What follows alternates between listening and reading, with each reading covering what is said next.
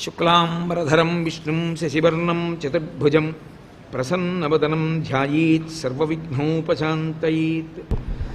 గురుర్బ్రహ్మా గురుర్విష్ణుః సాక్షాత్ పరమేశ్వరः. శ్రీగురవే నమః. వ్యాసాయ విష్ణురూపాయ వ్యాసరూపాయ విష్ణవే నమో వై బ్రహ్మనిధయే వాసిష్ఠాయ నమో నమః. కూజంతం రామ రామేతి మధురం మధురాక్షరం ఆరుహ్య కవితాశాఖాం వందే వాల్మీకికోకిలం. శ్రుతిస్మృతిపురాణానాం ఆలయం కరుణాలయం నమామి భగవత్పాదశంకరం లోకశంకరం. వాగర్ధావివ సంపృక్తౌ వాగర్ధప్రతిపత్తయే జగతః పితరౌ వందే పార్వతీ పరమేశ్వరౌ. సూక్తిం సమగ్రయతున స్వయమేవ లక్ష్మీ శ్రీరంగరాజమహిషీ మధురైః కటాక్షైః. వైదగ్ధ్యవర్ణగుణగుంభనగౌరవైర్యాం కండూలకర్ణకుహరాः కవయోధయంతి. హైమోద్వపుండ్రమజహన్మకుటం సునాసం మందస్మితం మకరకుండలచారుగండం బింబాధరం బహుళదీర్ఘకృపాకటాక్షం శ్రీవేంకటేశముఖమాత్మని సన్నిధత్తాం. విమలపటీ కమలకుటీ పుస్తకరుద్రాక్షసస్తహస్తపుటీ కామాక్షీ పక్ష్మలాక్షీ కలిత విపంచీ విభాసి వైరించీ. మనోజవం మరుతతుల్యవేగం జితేంద్రియం బుద్ధిమతాం వరిష్టం వాతాత్మజం వానరయూధముఖ్యం శ్రీరామదూతం శిరసా నమామి. ఆపదామపహర్తారం దాతారం సర్వసంపదాం లోకాభిరామం శ్రీరామం భూయో భూయో నమామ్యహం. హరి ఓం. పరమేశ్వర స్వరూపైన సభకి నమస్కారం.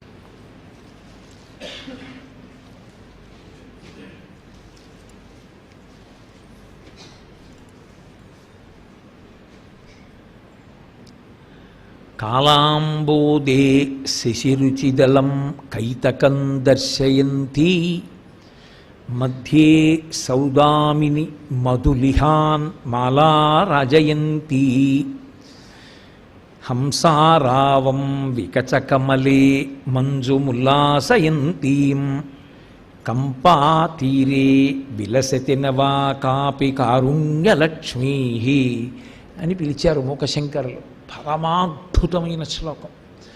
మహానుభావుడు ఏమి అనుభవించాడో ఆయన ఆ కామాక్షి పరదేవత యొక్క కారుణ్యాన్ని అలా అనుభవించారు. ఆయన శ్లోకాన్ని పూర్తి చేస్తూ చివర అమ్మవారి పేరు ఒక కొత్తది పెట్టారు.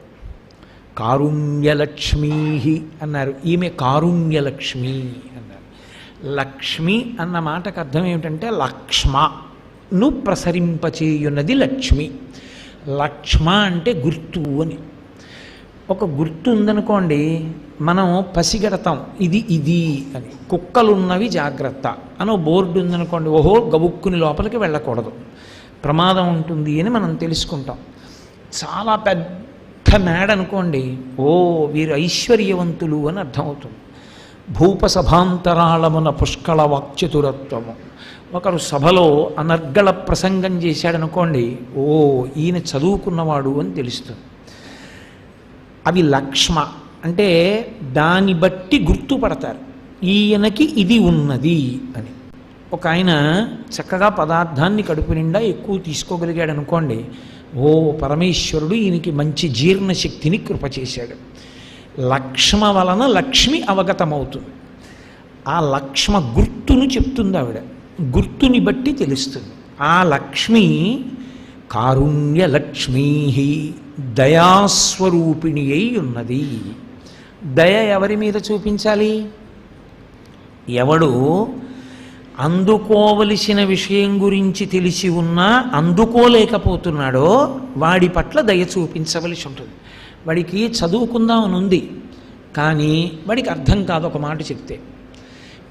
ఒక తరగతి గదిలో ఒక మాట రెండు మాటలు చెప్తే వాడికి అర్థం కాదు. అదే విషయాన్ని 10 మాటలు చెప్తే వాడు పట్టుకుంటాడు. ఇప్పుడు ఉపాధ్యాయుడు దయ కలిగిన వాడు అనుకోండి, అరే పాపం వీడికి ఇంకొక 4 మాటలు చెప్పాలి. పూర్వం ఉపాధ్యాయులు అలా ఉండేవారు. ఇప్పటికీ ఉన్నారు మహాత్ములు, లేరని నేను అన్ను. కాబట్టి వాళ్ళు అనేవారు, రే సాయంకాలం ఇంటికి రా అని ఇంటికి తీసుకెళ్ళి స్నానం చేసి వాళ్ళ అనుష్ఠానం అయిపోయాక మళ్ళీ చెప్పేవారు పాఠం, ఇంకో 2-3 మాటలు. ఎందుకని? వీడు వృద్ధిలోకి రావాలి. ఎందుకు చెప్పాలైనా?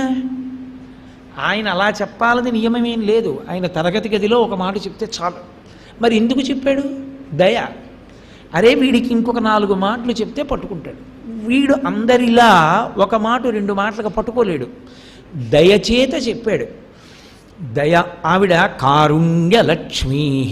కారుణ్యలక్ష్మి ఉందిట. ఎక్కడ? కాంచీతీరే, కంపాతీరే, కంపానది ఒడ్డున ఉందిట. కంపానది ఎక్కడుంది? కాంపాతీరే విలసతి నవాకాపి కారుణ్యలక్ష్మీ. అది శ్లోకం. అది ఆ శ్లోక రచనలో ఉన్న గొప్పతనం. ఊరు పేరు ఎక్కడైనా చెప్పారా? నది పేరు చెప్పారు. ఇదో విచిత్రం. క్షేత్రాన్ని చెప్పేటప్పుడు, దేశకాల సంకీర్తనం చేసేటప్పుడు మనం శ్రీశైలాన్ని ఎప్పుడూ కూడా ప్రధానంగా తీసుకుంటాం. ఒక పర్వతాన్ని ప్రధానంగా తీసుకుంటారు, తీసుకుని చెప్తారు. శ్రీశైలస్య ఈశాన్య దిగ్భాగే. తిరుపతిలో ఉన్నారనుకోండి, శ్రీశైలస్య ఆగ్నేయ దిగ్భాగే అంటారు. శ్రీశైల పర్వతానికి ఎటున్నారు మీరు అన్నది ప్రమాణం దేశకాల సంకీర్తనంలో. అంటే ఆ క్షేత్రం ఎంత గొప్పదో మీరు ఊహించాలి. చెప్పి మీరు ఎప్పుడైనా సరే ఏ ఊర్లో ఉన్నారో చెప్పేటప్పుడు ఏ నదుల మధ్యలో ఉన్నారో చెప్తారు. గంగా గోదావర్యోః మధ్యదేశే స్వగృహే సమస్తదేవతా బ్రాహ్మణ హరిహర సన్నిధౌ అస్మిన్ వర్తమాన వ్యవహారిక చాంద్రమానేనా అంటాను నేను మా ఇంట్లో ఉంటే. లేదు గుంటూరులో ఉన్నాననుకోండి, గంగా గోదావర్యోః మధ్యదేశే అనొచ్చు. ఈ గోదావరి ఇంకా వెనక్కి కూడా ప్రవహిస్తోంది, అందుకని గంగా గోదావర్యోః మధ్యదేశే అంటే దోషమేం రాదు. లేదా గంగా కృష్ణవేణ్యోః మధ్యదేశే అన్నా కూడా ఏమీ దోషం రాదు. ఏ నదుల మధ్య ఉన్నాం చెప్తాం. నదికి అంత ప్రాశస్త్యం ఉంది. నది గురించి తెలియకపోతే వేదంలో దోషం జీవితం. వేదంలో అత్యంత కృతజ్ఞుడైన వాడి కింద ఎవరిని లెక్క పెడతారో తెలుసా? తాను ఏ నది నీళ్లు తాగి బతుకుతున్నాడో, తాను ఏ నదీ నీటి వలన వచ్చిన అన్నాన్ని తింటున్నాడో, ఆ నది యందు స్నానానికి వెళ్లకుండా ఎప్పుడూ ఇతర క్షేత్రముల యొక్క నదుల యందు స్నానం చేసేవాణ్ణి కృతజ్ఞుడి కింద స్వీకరిస్తుంది ఆ నది. మీరు కాశీ వెడుతున్నారనుకోండి, ముందు కృష్ణానదిలో స్నానం చేసి కాశీ వెళ్ళాలి తప్ప మీరు ఇంకొకలా వెళ్ళకూడదు. నేను ఒకానొకప్పుడు కాశీ పట్టణానికి వెడుతూ సమయం లేదు, గోదావరిలో స్నానం చేయాల్సి వచ్చింది. అది శవాలు రేవు, తర్వాత తెలిసింది అది శవాలు నీటిలో స్నానం చేయించే రేవది. నేను అక్కడ స్నానం చేసి వెళ్ళాను కాశీ. గోదావరి స్నానం చెయ్యకుండా గంగా స్నానానికి వెళ్ళకూడదు. వేదం చెప్తోంది, నువ్వు ఏ నీటిని తాగుతున్నావో, ఏ అన్నం తింటున్నావో ఆ నదిని విడిచిపెట్టి ఇంకొక నదిలో స్నానం చేసి నేను గంగా స్నానం చేశానంటే ఈ నది శపిస్తుంది. నువ్వు ధూర్తుడవు. తెల్లవారితే తాగేది తింటున్నది నా ప్రసాదం, నా గురించి నీకు స్పర్శ అక్కర్లేదంటుంది. ఎవడు ఎక్కడున్నాడో, ఏ నది పేర్లు చెప్తున్నాడో, దేనికి దగ్గరగా ఉన్నాడో ఆ నదీ దర్శనం చెయ్యాలి. శ్రీరామాయణంలో ఒక నది దగ్గరికి వెడితే అసలు ఎలా ప్రవర్తించాలో చెప్తాడు విశ్వామిత్రుడు. చిత్రం ఏమిటంటే మూకశంకరులకి నదుల పట్ల ఉన్న గౌరవం. కాంచీ అన్న మాట తప్పకుండా ఉంటుంది శ్లోకంలో. మూకశంకరుల శ్లోకాల్లో, మూక పంచశతిలో 95% శ్లోకాల్లో కాంచీ అన్న మాట ఉంటుంది. ఎందుకంటే స్తోత్రం అంతా కామాక్షీపరం అది. కాబట్టి కాంచీ కామాక్షి 2 మాటలు వదిలిపెట్టరు ఆయన. ఎదురుగుండా నిలబడింది కామాక్షి, పలుకుతున్నది కామాక్షి. ఆ పేరు లేకుండా ఎలా ఉంటుంది?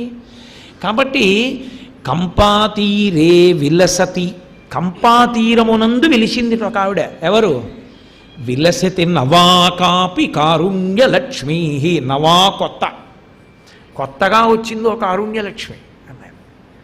కొత్తగా వచ్చిందో కారుణ్యలక్ష్మి ఏంటి అంటే, ఆ దేవాలయం పేరు కారుణ్యలక్ష్మీ దేవాలయం అని ఉండదు. నువ్వు ఆ దేవాలయంలోకి వెళ్ళి ఆమె యొక్క గుణములను విచారణ చేస్తే, ఆమె స్వభావమును విచారణ చేస్తే ఆమె అనుగ్రహ దక్షతను విచారణ చేస్తే ఆమె ఏ కారుణ్యాన్ని ప్రసరించడానికి అలా కూర్చుందో నీకు అర్థమవుతుంది. ఇన్నాళ్ళు నేను ఆవిడ్ని చూసి ఒక పేరుతో పిలిచేవాడిని. ఇప్పుడు నాకు అర్థమైంది, ఆవిడ కొత్తగా రాలేదు, నాకు కొత్తగా ఆలోచన వచ్చింది. ఆవిడ అదే కాదు, ఆవిడ కారుణ్యలక్ష్మి అని నాకు ఆలోచన వచ్చింది. చెప్పారా పేరు ఎవరో? చెప్పలేదు. కంపాతీరే, కంపానదీ తీరమునందు ఉంది ఆవిడ. కంపానదీ తీరమునందు ఉన్నటువంటి క్షేత్రమే కాంచీపురం. కాంచీపురమునందున్న దేవత కామాక్షి. కాబట్టి ఇప్పుడు కామాక్షి కారుణ్యలక్ష్మి. నేను మీకు ముందు ఆఖరి పాదం దగ్గరికి వెళ్ళావు. మహాత్ములు చేసిన శ్లోకాన్ని పరిశీలనం చేసేటప్పుడు మీరు ధ్యానం చేయవలసి ఉంటుంది తప్ప మీరు ధ్యానం చేయకుండా శ్లోకం జోలికి వెడితే మీకు దాంట్లో ఉన్నటువంటి అమృతం అందదు. నేను చెప్పినట్టు ఆయన కామాక్షి గురించి చెప్తున్నాను అని అనలేదు ఆయన ఆ శ్లోకంలో. అసలు ఆయన ఎక్కడా కామాక్షి పేరెత్తలేదు. ఆయన చాలా గంభీరమైన శ్లోకం చేశాడు. ఎందుకని? కొత్త కారుణ్యలక్ష్మి ఆయనకి ఎలా కనపడిందో మీకు అలా కనపడాలి, అది ఆయన ఉద్దేశం. మీకు అలా కనపడింది అనుకోండి, మీలో పొంగొచ్చేస్తుంది, ఆనందం వచ్చేస్తుంది. ఆ ఆనందం వచ్చేస్తే మీరు ఎదురుగుండా సువాసిని కాళ్ళు కింద పెట్టి పళ్ళెంలో పూజ చేయించుకుంటున్నా మీకు కాంచీపురంలో పద్మాసనం వేసుకుని కూర్చుని చెరుకు కర్ర పట్టుకున్నటువంటి కామాక్షి కనపడుతుంటుంది. అప్పుడు మీరు పువ్వులు తలమించి పడేటట్టుగా ఇలా వేయకుండా మీరు ఉండలేరు. మీ కళ్ళలో కామాక్షే కదులుతూ ఉంటుంది. అలా మీకు అనిపించాలి అంటే మీరు శ్లోకము మీద ధ్యానం చెయ్యాలి. అది ఆ శ్లోకాల గొప్పతనం. అందుకే కంపాతీరే విలసతి నవా కాపి కారుణ్యలక్ష్మీ. ఎవరావిడ? ఎవరా కారుణ్యలక్ష్మి? కామాక్షి. కాసేపు వదిలేయండి, మర్చిపోండి. మర్చిపోయారనుకుంటున్నాను మీ అందరూ. ఎవరో ఇప్పుడు వినండి. మళ్ళీ మొదటి పాదం దగ్గరికి రండి. చివరి పాదం దగ్గర విషయం దేని గురించి చెప్తున్నారు అక్కడ చెప్పారు. ఒక్కొక్కసారి మొదటి పాదంలో చెప్తారు, ఒకసారి 2, 3, 4, ఒక్కొక్కసారి శ్లోకం అంతా మీకేం తెలియదు అనుకుని మీరు ధ్యానం చేయాలి.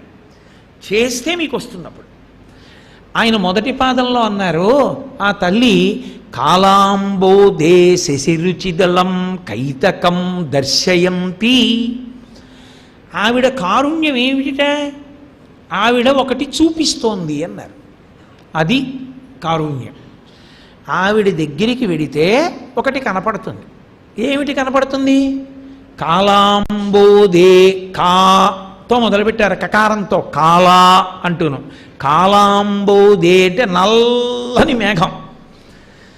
నల్లని మేఘం ఉందిట. కాలాంబోదే శశిరుచిదళం కైతకం. కైతకం అంటే మొగలి.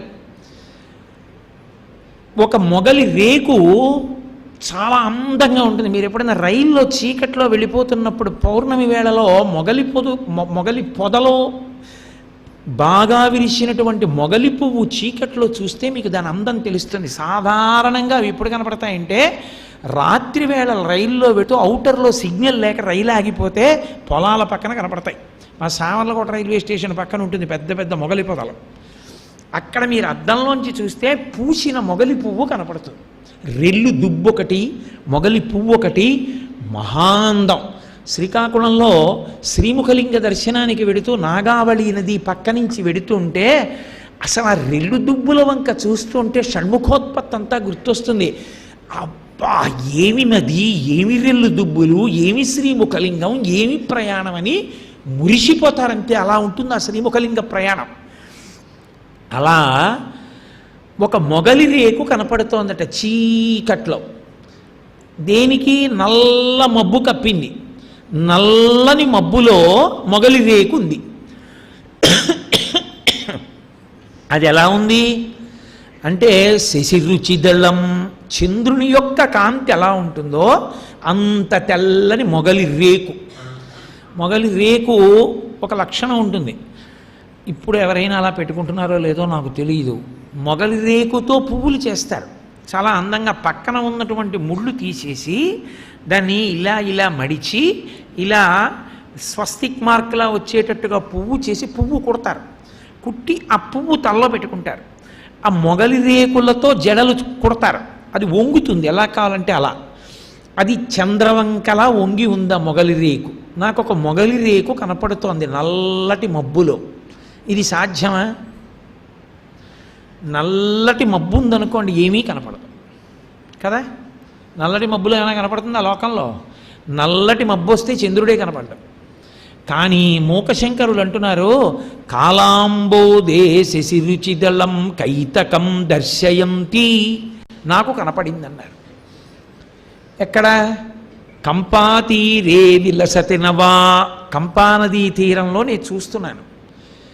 ఇప్పుడు దాని అన్వయం కాలాంబోదే అంటే నల్లటి మేఘమే అమ్మవారి కబరీబంధం. నల్లటి కబరీబంధంలో అక్కడ ఉన్నటువంటి శశిరుచి దళం కైతకం, తెల్లటి మొగలిరేకు రాత్రి మిరిసిపోయినట్టుగా మిరిసిపోతున్న మొగలిరేకు తదియనాటి చంద్రరేఖ. మీరు కామాక్షి మూర్తి ముందు నించుంటే, కాంచీపురం వెళ్ళి ఆ తల్లి ముందు నిలబడి చూస్తుంటే, తల్లి పద్మాసనం వేసి కూర్చుంటే ఆ కిరీటం మీద ఇలా ఉంటుంది చంద్రరేఖ. ఎంత అందంగా ఉంటుందో తదియనాటి చంద్రరేఖ. అసలు నాకు తెలిసి నేను ఎన్నో దేవాలయాలు దర్శనం చేశా. మూర్తి కిరీటం మీద కాదు నేను చెప్పేది. కిరీటం సరే మనం తయారు చేయిస్తాం, మూర్తిలోనే అభిషేకం చేస్తున్నప్పుడు కనపడుతుంది మీకు. మూర్తిలోనే అంత అందమైనటువంటి చంద్రరేఖ, శుక్లపక్ష తదియనాటి చంద్రరేఖ. అది మీరు శుక్లపక్షంలో వచ్చే తదియనాడు ఆకాశం వంక చూస్తే కనపడుతుంది, కానీ బాగా ప్రయత్నం చేస్తే కానీ కనపడదు. అవ్యక్తరేఖామివ చంద్రరేఖాం పంసు ప్రసిద్ధామివ హేమరేఖాం క్షతప్రరూఢామివ బాణరేఖాం వాయుప్రభిన్నామివ మేఘరేఖాం అంటారు వాల్మీకి మహర్షి రామాయణంలో. అవ్యక్తరేఖామివ చంద్రరేఖాం, అది కనపడదు. మీరు ప్రయత్నపూర్వకంగా చూస్తే కనపడుతుంది తదియనాటి చంద్రరేఖ. అదే కామాక్షి కిరీటం మీద ఉంటుంది, అదే పరమశివుడి కిరీటం మీద ఉంటుంది, అదే శారద కిరీటం మీద ఉంటుంది. ఎందుకని ఉంటుందో తెలుసా? ఒక్కటే కారణం. పరమేశ్వరుడు శారద అన్నా చెల్లెళ్ళు. ఆయన తెలుపు, ఆవిడ తెలుపు. ఆయన దక్షిణామూర్తిగా జపమాల వీణా పట్టుకుంటాడు, ఆవిడ జపమాల వీణా పట్టుకుంటుంది. ఆయన పుస్తకం పట్టుకుంటాడు, ఆవిడ పుస్తకం పట్టుకుంటుంది. ఆయన జ్ఞానం ఇస్తాడు, ఆవిడ జ్ఞానం ఇస్తుంది. ఆయన తెలుపుని ప్రతిబింబిస్తాడు, ఆవిడ తెల్లటి బట్ట కట్టుకుంటుంది. శరజ్యోత్స్నా శుద్ధాం శశియుత జటాజూటమకుటాం వరత్రా సత్రాణ స్ఫటిక గుటికా పుస్తకరాం సకృన్నత్వా నత్వా కథమివ సతాం సన్నిధదతే మధుక్షీరద్రాక్షా మధురి మధురీణాహ పణితయ అంటారు శంకర భగవత్పాదుల సౌందర్యలహరిలో. తెల్లటి బట్టతో తెల్లటి చంద్రరేఖతో మెరిసిపోతుంది నా తల్లి శారద. శారద ఎలా మెరుస్తుందో కామాక్షి అలా మెరుస్తుంది. కామాక్షి నలుపు, శారద తెలుపు. నల్లని తల్లి తదియనాటి చంద్రరేఖతో ఉంటుంది. అదే కారుణ్యలక్ష్మీ అంటున్నారు మూకశంకర్. ఎక్కడైనా చెప్పారా కామాక్షి అని? చెప్పలేదు. మీరు కంపాతీరంలో అలా నల్లటి కొప్పు ఉండి నల్లటి కొప్పు పక్కన చంద్రరేఖని ధరించి ఉన్న తల్లి ఎవరు ఆలోచించాలి. బాగుంది, తెలిసింది. తెలిస్తే ఇప్పుడు అది ఎలా కారుణ్యం? అదే ఆవిడ సహజస్వరూపం, ఆవిడ అలా ఉంటుంది. ఇప్పుడు నేను గుండు పిలక పెట్టుకుని ఉంటే మీ మీద కారుణ్యమేం కాదు, నా ఆచారం, అందుకు పెట్టుకున్నాను. అమ్మవారు అలా ఉందంటే ఆవిడికి కొప్పు ఉంటుంది. ఆవిడ నవయవ్వన, ఆవిడ కాలమునకు లొంగదు. మొన్న మీతో నేను మనవి చేశాను, అందుకే ఆవిడ కొప్పు నల్లగా పెద్ద కొప్పు ఉంటుంది. ఎంత పెద్ద కొప్పు అంటే ఆవిడది, ఆవిడ నడిస్తేట కొంచెం గబగబా ఆవిడ కానీ నడిచిందనుకోండి, భుజనట ధమ్మిల్ల బంధమ్ముతో అన్నారు పోతన గారు. ఈ భుజాలు కానీ గబగబా నడిస్తే ఇలా ఇలా ఊగుతాయి, ఇలా ఇలా నడుస్తున్నప్పుడు ఇలా ఊగుతాయి. ఆవిడ కానీ కొద్దిగా నడిస్తేట ఈ కొప్పు ఇలా ఇలా ఆడుతుందిట. ఎందుకు ఆడుతుందంటే ఈ భుజం ఇక్కడ తగులుతుందిట, ఈ భుజం ఇక్కడ తగులుతుందిట, ఇక్కడ తగిలితే ఇలా ఊగుతుందిట, ఇక్కడ తగిలితే ఇలా ఊగుతుందిట. భుజ నటబ్ధమ్మిల్ల బంధమ్ముతో శాటీముక్త కుచంబుతో మనోహర కరాలగ్నోత్తరీయంబుతో అని వర్ణిస్తారు పోతన గారు. అంత పెద్ద కొప్పు. ఎందుకంత పెద్ద కొప్పు అంటే ఆవిడ యొక్క గొప్పతనం అది. కాబట్టే అంతంత పెద్ద పెద్ద పువ్వులు పెట్టుకుంటుంది. ఆవిడకి ఏం జాడ్యం లేదు జుత్తూడిపోవడానికి.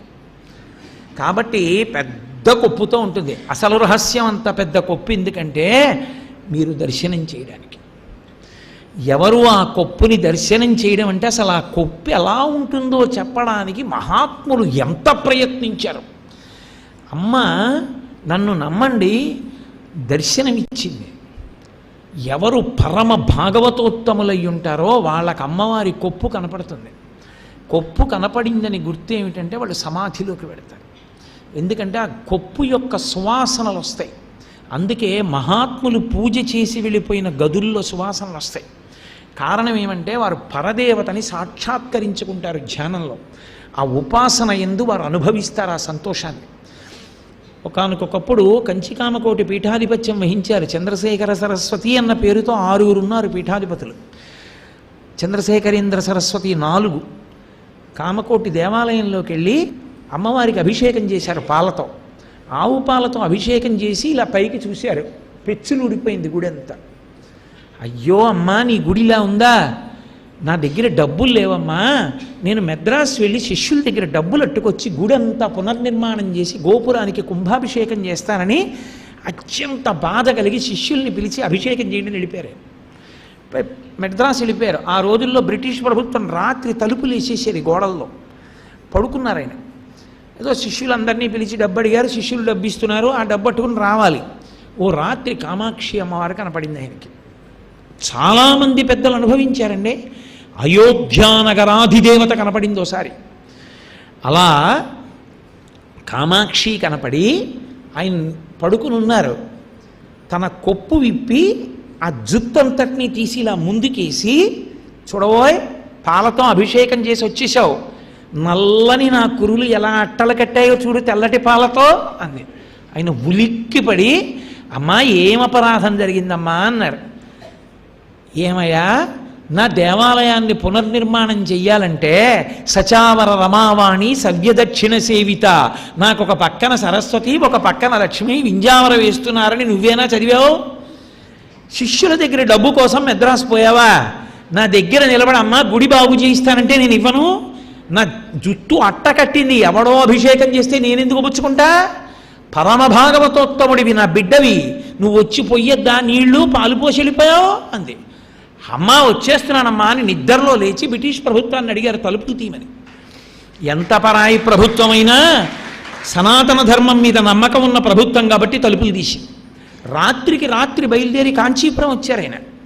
అమ్మవారు తన జుత్తు చూపించిన తర్వాత ఎక్కడి నుంచి వచ్చిందో తెలియదు. అంత ధనం వస్తే కామాక్షి దేవాలయానికి పునర్నిర్మాణం చేసి కుంభాభిషేకం చేశారు అని కామకోటి చరిత్రలో ఉంది.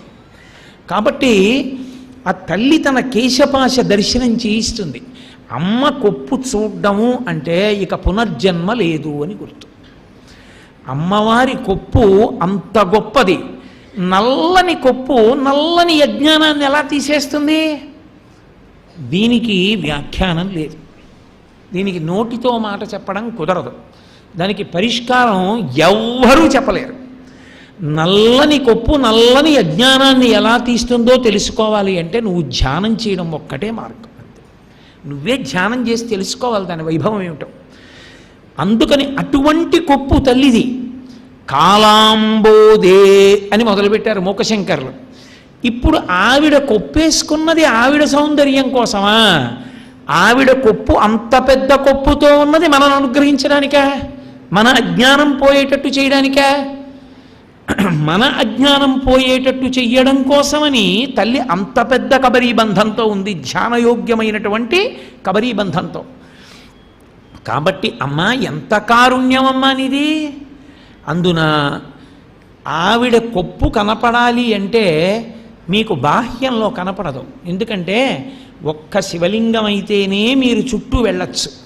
కరచరణాదులతో ఉన్నటువంటి మూర్తికి వెనక్కి వెళ్ళకూడదు. దేవాలయంలో వెనక్కి పంపించరు. శివలింగం అయితే వెళ్ళచ్చు.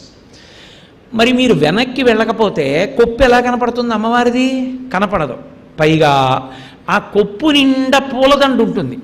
అది నవచంపక పుష్ప, అమ్మవారి పెట్టుకునేటటువంటివి చంపక, శోక, పున్నాగ, సౌగంధిక, లసత్కచ. సంపంగి పువ్వు అంటే సింహాచల సంపంగి, ఇంత పువ్వు ఉంటుంది. అది దండ కడితే ఇంతలా దండ వస్తుంది. ఆ దండ పెట్టి దాని మీద అశోక పుష్పాల దండ పెట్టాలంటే ఎంత పెద్ద కబరీబంధం ఉంటుందని గుర్తది. అంత పెద్ద జుత్తు ఆవిడిది, అంత పెద్ద కొప్పు.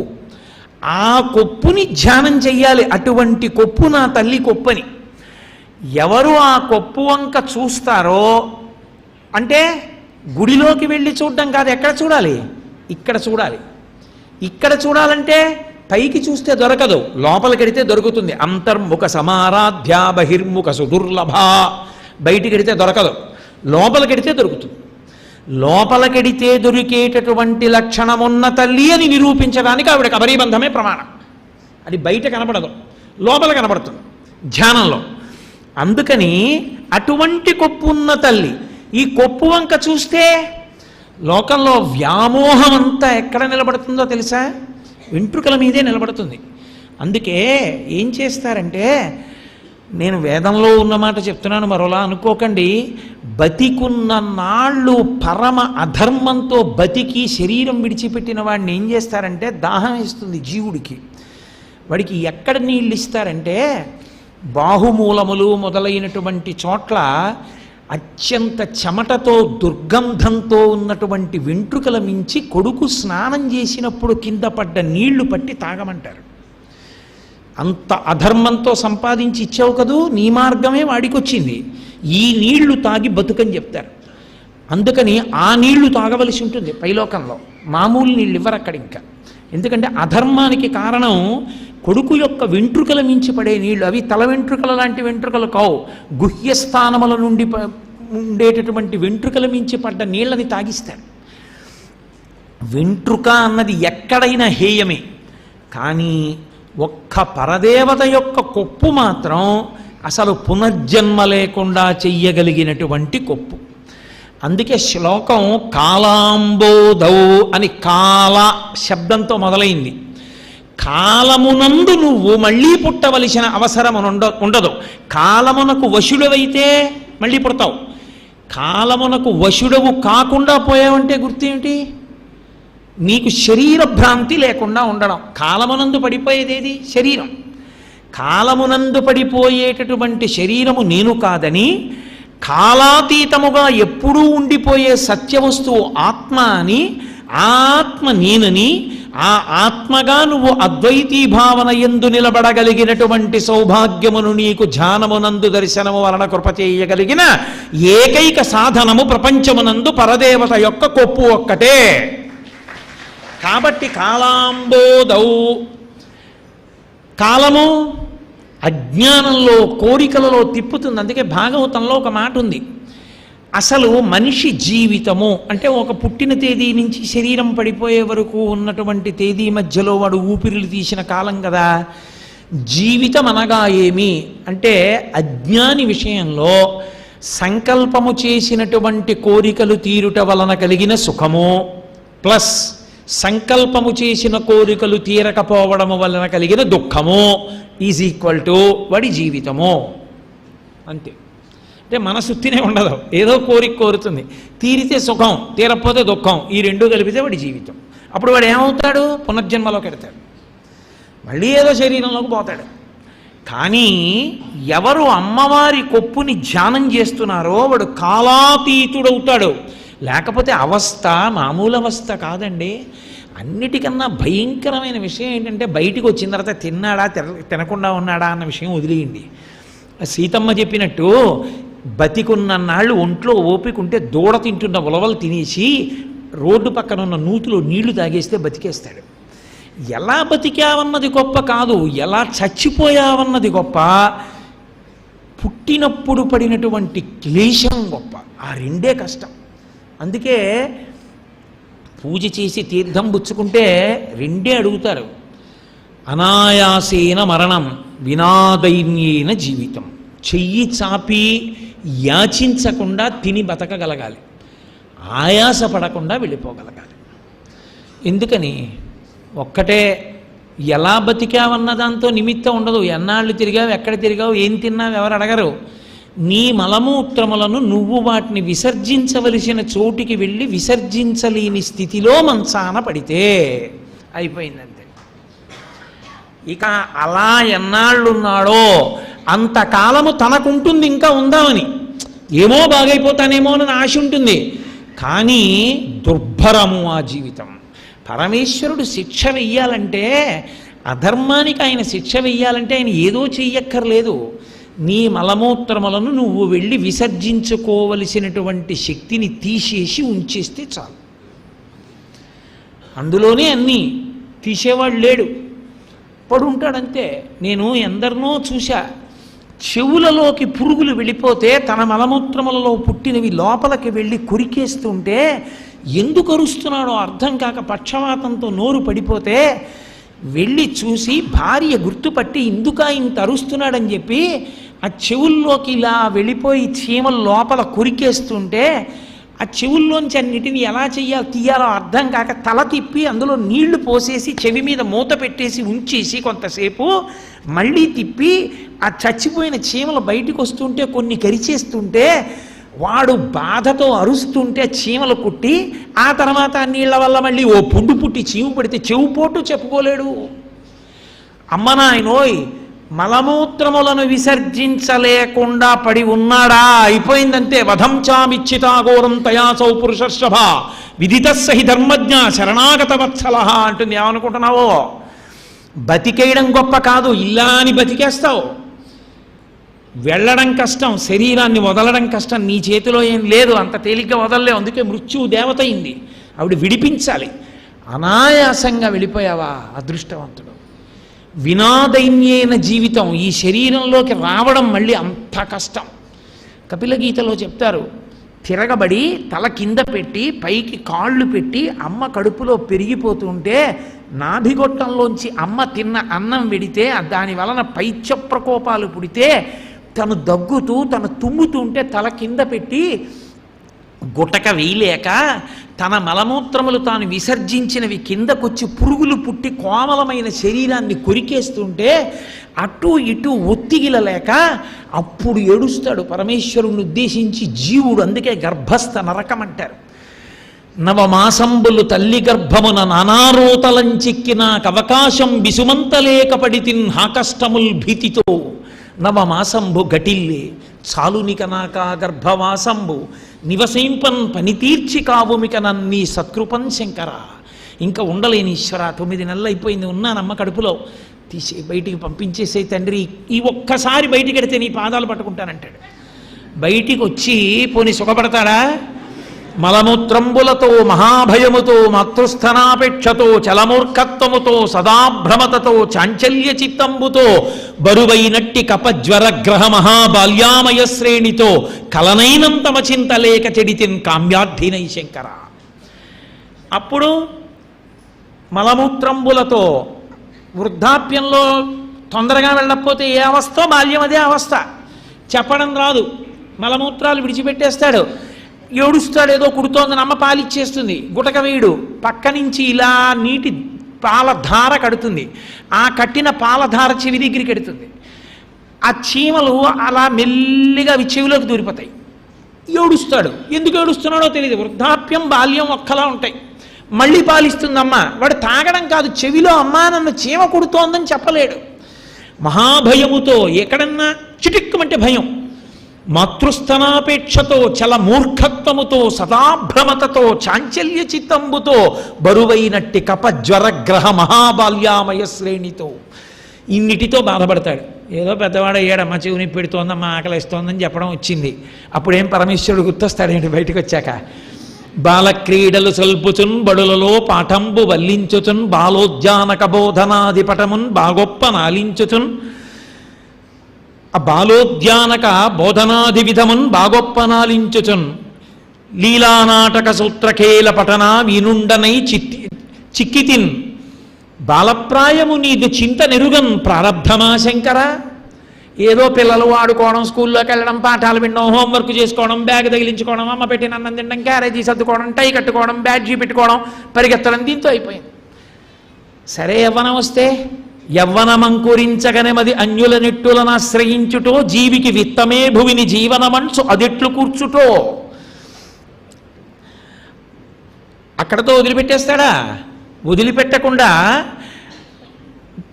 ఇహమునందు పరమేశ్వరులంచు పరిపాలకులను నుతించుటెచ్చులో ఎయ్యది ఏది దారి అని ఎంచుచు పుచ్చి తినయ్య శంకర. రూపాయి సంపాదించాలి పరుగులతో సరిపోయే.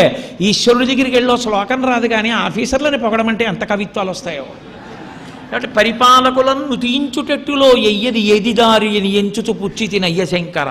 అయిపోయింది, చటుక్కుని వచ్చేస్తుంది వార్ధక్యం, జుట్టు నెరిసిపోతుంది. నిలిచిపోగానే వార్ధక్యంబున మోహమూర్ఖతలచే వాతాది రోగాలచే వ్యర్థంబై చెడు వాక్ప్రవాహములచే వాత్సల్య చిత్తంబుచే అర్ధధ్యానముచే మహాభయముచే హాస్య ప్రసంగాలచే స్వార్థంబే పరమార్థమై చెడుదురి స్వార్థ ప్రజల్ శంకర. ఆ వయసు వచ్చేసిన తర్వాత సీనియర్ సిటిజన్కి 0.5% ఇంట్రెస్ట్ ఎక్కడ ఎక్కువ అని అడుగుతాడు తప్ప ఏ క్షేత్రానికి వెళ్ళని, ఏ తీర్థంలో మునగనని అడగడం. అక్కర్లేని హాస్య ప్రసంగాలు. తాత పెళ్లి చేసుకుంటామంటే నోర్మోయ్ ఏట్రా అలా అడగచ్చా అంట, నాకు పిల్లనిచ్చేవారు ఎవర్రా అంటాడు. నేను సర్వీసులో ఉండగానండి అని మొదలెడతాడు. ఎవడికి కావాలి ఇప్పుడు అదంతా? ఒక్క రామాయణం శ్లోకం, ఒక్క నామం, ఒక్క వ్యాఖ్యానం, ఒక్క పుస్తకం అక్కర్లేదు, అయిపోయింది. కాయము వీడి జీవుడతి కంపిత చిత్తత నేగుచుండవో నాయనయంచు ఎచ్చు నిజ నందన నందినులైన కాని కందోగిని భస్మముల్ తొలుత దుఃఖమహంబు దిశొచ్చు పత్నియున్ కాయము వీడిరారు కదా చేసిన పుణ్యము కర్మము తప్ప శంకర. శరీరం విడిచిపెట్టి జీవుడు లేచి వెళ్ళిపోతుంటే ఎవరు వస్తారు? కొడుక, కూతురా, స్నేహితుల, భార్య, ఎవరు వచ్చేవాళ్ళు లేరు. ఎవరి మానాన వాళ్ళది, ఎవరి గొడవ వాళ్ళది. 11వ రోజు అయిపోతే అంచున్న బట్ట పట్టుకొచ్చి బావమరిది పెట్టేసి బావా లేచి మళ్ళీ తిరిగి అంటాడు. వాడి వ్యాపారం వాడిది, వాడి ఉద్యోగం వాడి, వాడి సినిమాలు వాడివి, వాడి టీవీ వాడిది, వాడి గొడవ వాడిది. ఈ పిచ్చాడు అల్లరి పెట్టుకుని వాడి మీద దృష్టి ఎట్టు కూర్చున్నాడు. ఏమి ఇచ్చాడు వాడు ఏమి ఇవ్వడం. ఇంటి పురోహితుడు గుర్తు చేయాలి, మీ నాన్న తద్దినం వచ్చింది, మీ అమ్మ తద్దినం వచ్చింది, లేకపోతే వాడికి అది కూడా గుర్తుండదు. ఇంకా అవసరమైతే ఏమనుకోకండి, అప్పుడు నేను ఎక్కడికో వెళ్ళాలి తప్పదు, మరి అది నేను తప్పించేది కాదు, అక్కడ ఉంటే నేను ఏం చేయొచ్చు అంటాడు. ఏదో శ్రాద్ధం, కాస్త బియ్యం స్వయంపాకం ఇవ్వయా, వేడి నీళ్లు లేవని తలస్నానం కూడా చేయకపోతే కన్నవాళ్ళ అదృష్టం. ఆ స్వయంపాకం ఒకటి ఇస్తాడు. ఎందుకు నమ్ముకుంటావు? ఇంటి దొంగల బోలు కొడుకుల నొల్లా. వాడు ఇంటి దొంగలంటే వాడు కొడుకంటే అలానే నమ్మద్దని నేను అన్నాం, కానీ నీ ఓపిక ఉన్నప్పుడు నువ్వు చేసుకోవడం మంచిది. కాబట్టి ఇలా అయిపోతోంది కాలం. పుట్టుక చావడం కష్టం, పుట్టడం కష్టం, మధ్యలో 3 రోజులు మురిపాము. ఈ అల్లరిలో ఇన్నేళ్ళు, ఎన్ని జన్మలు, ఎన్ని కోట్ల జన్మల ఆ మృత్యువుతో పోరాటము. పోతన గారు భాగవతం చేస్తూ అంటారు, రాత్రులు సంధ్యలు దివసంబులు సలిపిన్ పోరొక్క 1000 సంవత్సరముల్ అంటారు. అనంతం ఆ యుద్ధం మృత్యువుతో. కాబట్టి అమ్మా, ఇన్నాళ్ళు ఈ చావు పుట్టుకలు, ఎన్నాళ్ళు ఇలా పుట్టను, ఎన్నాళ్ళు చావను, దీనికి విరామం లేదా? ఇక నేను పుట్టవలసిన అవసరం లేకుండా ఆఖరిసారి చచ్చిపోయే మార్గం లేదా? ఈ కాలమునందు నేను వశవర్తినై వశుణ్ణైపోయి ఇలా తిరుగుతుండవలసిందేనా? పునరపి జననం పునరపి మరణం పునరపి జననీ జఠరే చైనం జిహతం తారే బహుదుస్తారే కృపయాపారే పాహిమురారే. అమ్మా, నేను ఇలా పుడుతూ చస్తూ సంసార భ్రమణ పరితాపోపశమనం వసంతో మచ్చేతో హృదయ భువి శివానందలహరి అంటారు శంకరాచార్యుల వారు. హృదభువి శివానందలహరి అంటారు. అలా సంసార భ్రమణ పరితాపోపశమనమనందు లేకుండా ఆ తాపాన్ని అనుభవిస్తూ ఉండిపోవలసిందే. అమ్మవారి కొప్పునొక్కదాన్ని చూస్తే మేఘమునకు ఎంత కారుణ్యమున్నదో తల్లి కొప్పునకంత కారుణ్యమున్నది. మేఘం మనకున్నది దాహం ఒకటే, దాహం ఒక్కటి ఉందా, ఇక వాడు పడే బాధ అంతా ఇంత కాదు. మీరు తీసుకొచ్చి పంచదార పాకం పోయండి, ఏది పోయింది, వాడు ఏం తింటాడు? ముందు మంచినీళ్ళు ఉండాలి, గుటక పడదు, నోరు ఎండిపోతుంది. ఎండి శోషిత తాలుడగుచు మందభాషల డగ్గరి మనుజ విభుడు అంటారు పోతన గారు. మాట కూడా సరిగ్గా రాదు నోరెండిపోతే. అటువంటప్పుడు నీళ్లు లేకపోతే ఎంత కష్టం. చంద్రశేఖర భారతీ స్వామి వారు ఒకప్పుడు దక్షిణ దేశం యాత్రకు వెళ్ళారు. దక్షిణ దేశం యాత్రకు వెళ్ళి కొన్ని వేల మందికి అన్నదానం చేయిస్తున్నారు, వంటలు చేశారు. ఆ ఊరి వాళ్ళు వచ్చారు, వంట ఎవడకు కావాలయా, భోజనం ఎవడకు కావాలయా, భోజనం మేము తినగలం, మంచినీళ్ళు లేవు, మంచినీళ్ళు ఇస్తావా చెప్పు, భోజనం చేస్తా అన్నారు. వాళ్ళు వెళ్ళి పీఠాధిపతికి చెప్పారయా, ఇక్కడ మంచినీళ్ళు లేవుటండే, వాళ్ళకి భోజనం కాదుట కావలసింది, మంచినీళ్ళు కావాలట. ఓ గుక్కెడు మంచినీళ్ళు ఇద్దామంటే ఇక్కడ ఎక్కడా దొరకవుట మంచినీళ్ళు. అంత డబ్బెడితే ఏదో ఓ కూజాయో 2 కూజాలో నీళ్ళు వస్తాయి, మీకంటే పెట్టారు లోపల విడిదిలో, దొరకవుట నీళ్లు, ఏం చేయమంటారన్నారు. వెంటనే అది కారుణ్యం అంటే, జగద్గురువుల కారుణ్యం అంటే అది. వాళ్ళిద్దరూ సమకాలీకులండి, చంద్రశేఖరేంద్ర సరస్వతి, చంద్రశేఖర భారతి, ఇద్దరిది ఒకటే పేరుతో జీవన్ముక్తులు ఇద్దరు ఒక్కసారి తిరిగారు ఈ భూమండలం మీద. ఇద్దరూ కారణజన్ములే. మహానుభావుడు వెంటనే పండితుల్ని పిలిచి, ఆస్థాన పండితుల్ని, ఆయన వాక్కు అమోఘం, జీవన్ముక్తుడు, ఆయన నోటి వెంట కామాక్షి పలికేది. ఆయన అన్నారు, విరాట పర్వం పారాయణ చేయండి సాయంకాలం వరకు అన్నారు. వెంటనే పండితులు విరాట పర్వం పారాయణ చేశారు. ఆయన చేతులు వెనక్కి కట్టుకుని భగవతిని ప్రార్థన చేస్తూ తిరుగుతూనే ఉన్నారు. సాయంకాలం విరాట పర్వం పారాయణం అయిపోయిందని చెప్పేసి నీళ్లు విడిచిపెట్టారు. అంతే, ఎక్కడి నుంచి వచ్చాయో తెలియదు, కారు మేఘాలు కమ్మేసి కుండపోత వాన పడిపోయింది, చెరువులు అన్నీ నిండిపోయాయి. అది శాస్త్రం మీద నమ్మకం. గురువుకి అన్నిటికన్నా ముందు ఏది ఉండి తీరాలి అంటే శాస్త్రమునందు నమ్మకం ఉండాలి. శాస్త్రమును శాస్త్రంగా పాటించడం విషయంలో ఏ భయం ఉండకూడదు గురువుకి. శాస్త్రం పాటించడంలో, శాస్త్రం చెప్పడంలో గురువే భయపడితే అసలు లోకానికి మార్గదర్శకుడు అన్నవాడు ఉండడు. శాస్త్రము చెప్పడంలో గురువు భయపడరాదు. కాబట్టి ఆ పరదేవత యొక్క అనుగ్రహం అటువంటిది. నీళ్లు లేకపోతే చాలా కష్టం, ధర్మం నిలబడదండి. నీళ్లు లేకపోతే మనం నిలబడ్డం కాదు, ముందు పోయేది ఏదంటే ధర్మం పోతుంది. తిరువళ్ళువారని తమిళనాడులో మహానుభావుడు, ఆయన అంటారు, ఎందుకు పోతుంది అంటే అర్ఘ్యం ఇవ్వాలి. అర్ఘ్యం ఎలా ఇస్తారు, ఆచమనం ఎలా చేస్తారు, ఓం కేశవాయ స్వాహ అని నీళ్ళు ఎలా పుచ్చుకుంటారు, వంట ఎలా చేస్తారు, నీళ్లు లేకపోతే ధర్మం ఏది, సంధ్యావందనమే లేకపోతే, నీరు లేకపోతే ధర్మం పోతుంది. మేఘం ఒక్కటే ఇన్నిటికి కారణం. మేఘమునకు పూజ లేదు, మేఘానికి పూజ చేస్తాం అనేవాళ్ళు ఉన్నారా? అందుకే లోకంలో పరమ కృతజ్ఞుడని ఎవరిని పిలుస్తారో తెలుసా? ఈ కుటుంబం పరమ కృతజ్ఞమైన కుటుంబం అండి, వీడి ముఖం చూడకూడదు, వీడంత కృతజ్ఞుడని ఎవరిని పిలుస్తారో తెలుసా? ఆశ్వీజమాస ప్రారంభంలో ఆకాశంలో వెళ్ళిపోతున్న తెల్ల మబ్బుకి వెంటనే నమస్కారం చెయ్యని వాడెవరున్నాడో వాడు కృతజ్ఞుడు, ఈ భూమికి బరువు. అందుకే మా చిన్నతనంలో మా అమ్మ తెల్లమబ్బు రాగానే ఆశ్వీజమాసంలో పిలిచి, ఒరే చొక్కా నిక్కర విప్పేసి ఓ చిన్న పంచకట్టుకురండ్రా అని పిలిచి దానికి దండం పెట్టండి అనేది. ఏంటి ఈ తెల్లమబ్బుకి దండం పెట్టండి అంటుంది అనుకునేవాళ్ళం. చిన్నప్పుడు అర్థమయ్యేది కాదు, మహాతల్లి ఎందుకు నేర్పిందో కృతజ్ఞత తర్వాత అర్థమైంది. ఆ నల్లమబ్బు వర్షించి ఏ కృతజ్ఞత ఆశించకుండా వెలిమబ్బుగా వెళ్ళిపోతోంది. దానికి నమస్కారం చేయకపోతే నీ బతుకు అర్థం ఎక్కడుంది? కృతజ్ఞో నాస్తి నిష్కృతి. కృతజ్ఞుడికి అసలు నిష్కృతి లేదు జీవితంలో. మబ్బు ఎక్కడో సముద్రంలోకి వెళ్ళి ఉప్పు నీటిని కడుపు నిండా తాగి స్వచ్ఛమైన చల్లని తీయని నీటిగా మార్చి తాను నల్లటి మబ్బుగా నీటినంతటినీ పట్టుకుని నిరాధారమైన ఆకాశంలో ప్రయాణించి వచ్చి ఇంతమంది దాహార్తితో ఉన్నారని రాత్రి అందరూ నిద్రపోతుంటే వాళ్ళు అడిగారా, అడగలేదా? నేను ఇక్కడ వర్షిస్తే వాళ్ళు లేచి నాకు కృతజ్ఞత చెప్తారా? నిద్రపోతున్నారు కదా అని కూడా చూడకుండా తన దగ్గర ఉన్న నీళ్ళన్నీ వర్షించేసి వచ్చినప్పుడు తన దగ్గర ఉన్న నీటితో బరువుగా వచ్చి నా దగ్గరున్నవన్నీ ఇచ్చేశానని తేలిక పడిపోయి తెల్లమబ్బైపోయి కృతజ్ఞత ఆశించకుండా గబగబా వెళ్ళిపోతుందంతే. అలా వెళ్ళిపోతున్న మబ్బు త్యాగానికి గుర్తు. ఎక్కడ త్యాగం ఉన్నదో అక్కడ నువ్వు 2 చేతులు ఎత్తి నమస్కరించాలి. త్యాగే నైకే అమృతత్వమానసో పరేణ నాకం నిహితం గుహాయాం విభ్రాజతే తద్యతయో విశంతి.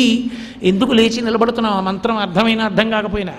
త్యాగే నైకే అమృతత్వమానసు, త్యాగము చేత అమృత స్వరూపులయ్యారు వాళ్ళు. వాళ్ళకి నమస్కారం చేయకపోతే మన బ్రతుకులు కృతజ్ఞమైపోతాయి.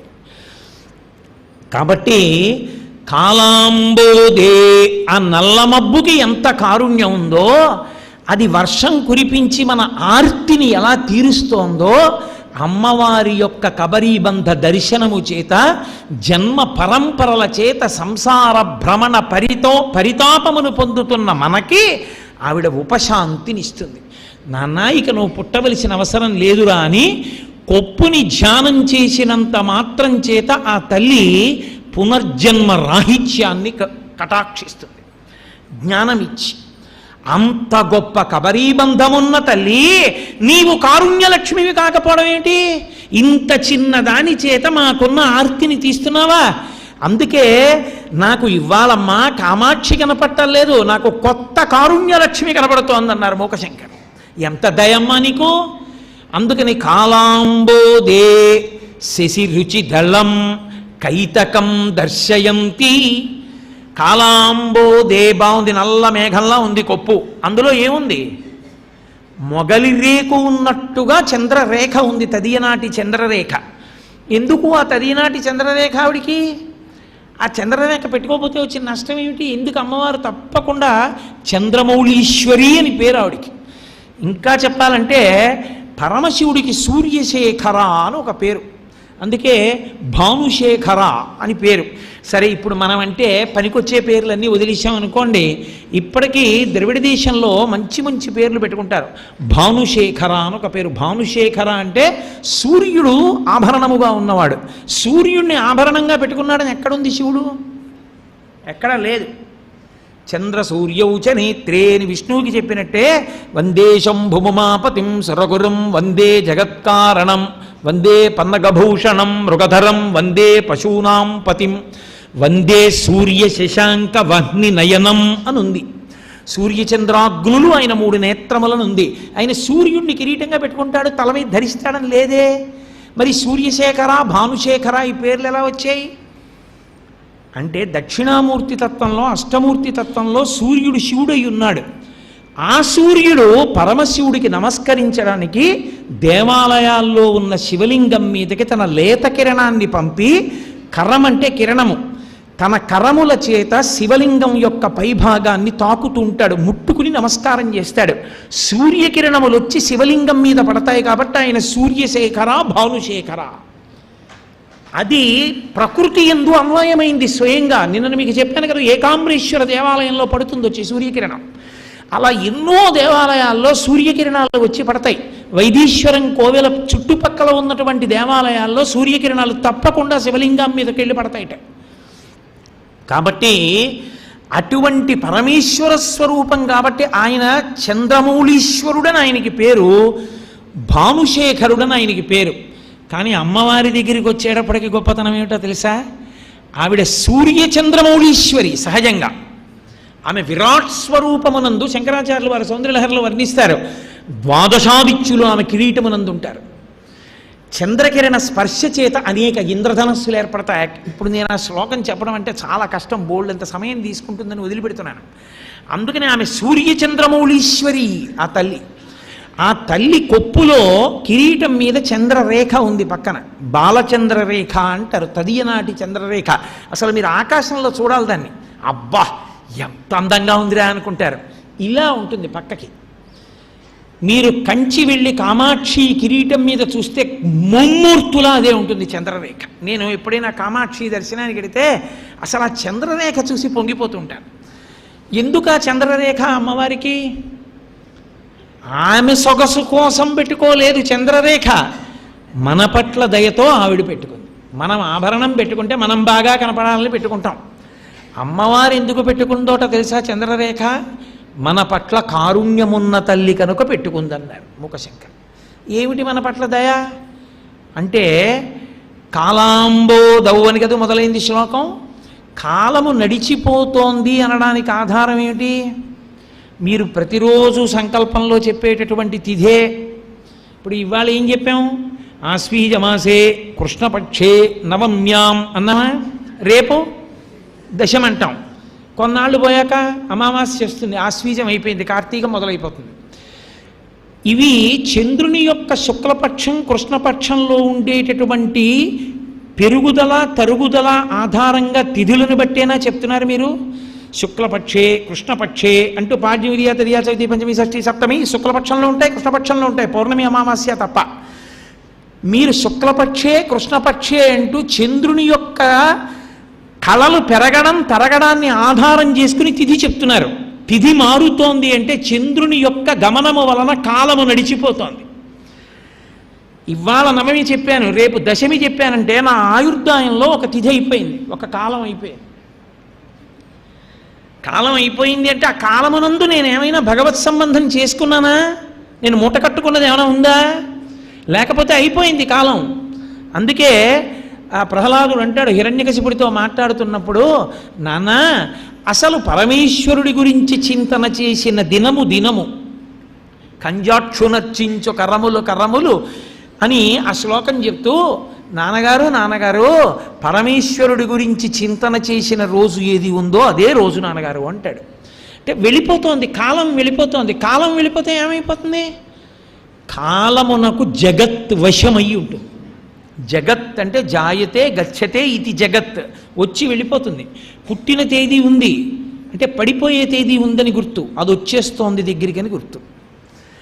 అది ఎప్పుడు ఎవ్వరికీ తెలియదు, అది వచ్చేస్తోంది. అది వచ్చేసి పడిపోయాడా, ఇక ఈ శరీరంలోంచి బయటికి వెళ్ళిపోయాడు అనుకోండి, ఇక ఏం చేయలేడు. ఇక ఏ ఉపాధిలో కడతావో, ఇక పుణ్యం చేయడం అన్న మాట లేదు. ఇంకా ఇక నువ్వేం చేయలేవు. శాస్త్రం తెలుసుకుని నువ్వు తరించేది ఏదైనా ఉంటే ఇందులో ఉన్నంతసేపే. ఇందులోంచి పైకి లేచాడా అయిపోయిందంటే అధికారం పోయింది. దీనిలో ఉన్నంతసేపే అధికారం. అందుకే ఇది పవిత్రమైంది. ఈ పనిముట్టు వాడుకోవాలి.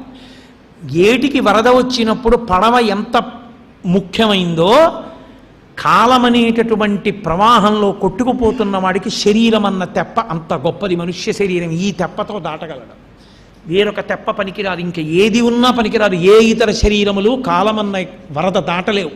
అందుకే మీరు చూడండి, భాగవతంలో యమునా నది ఒడ్డునే చేస్తాడు రాసక్రీడ చేస్తే. మొట్టమొదట తనని ఎత్తుకున్నవాడిని యమున దాటించాడు. ఎందుకు? ఏమిటి ఆ యమునా నదితో ఆయనకేమిటి సంపర్కం?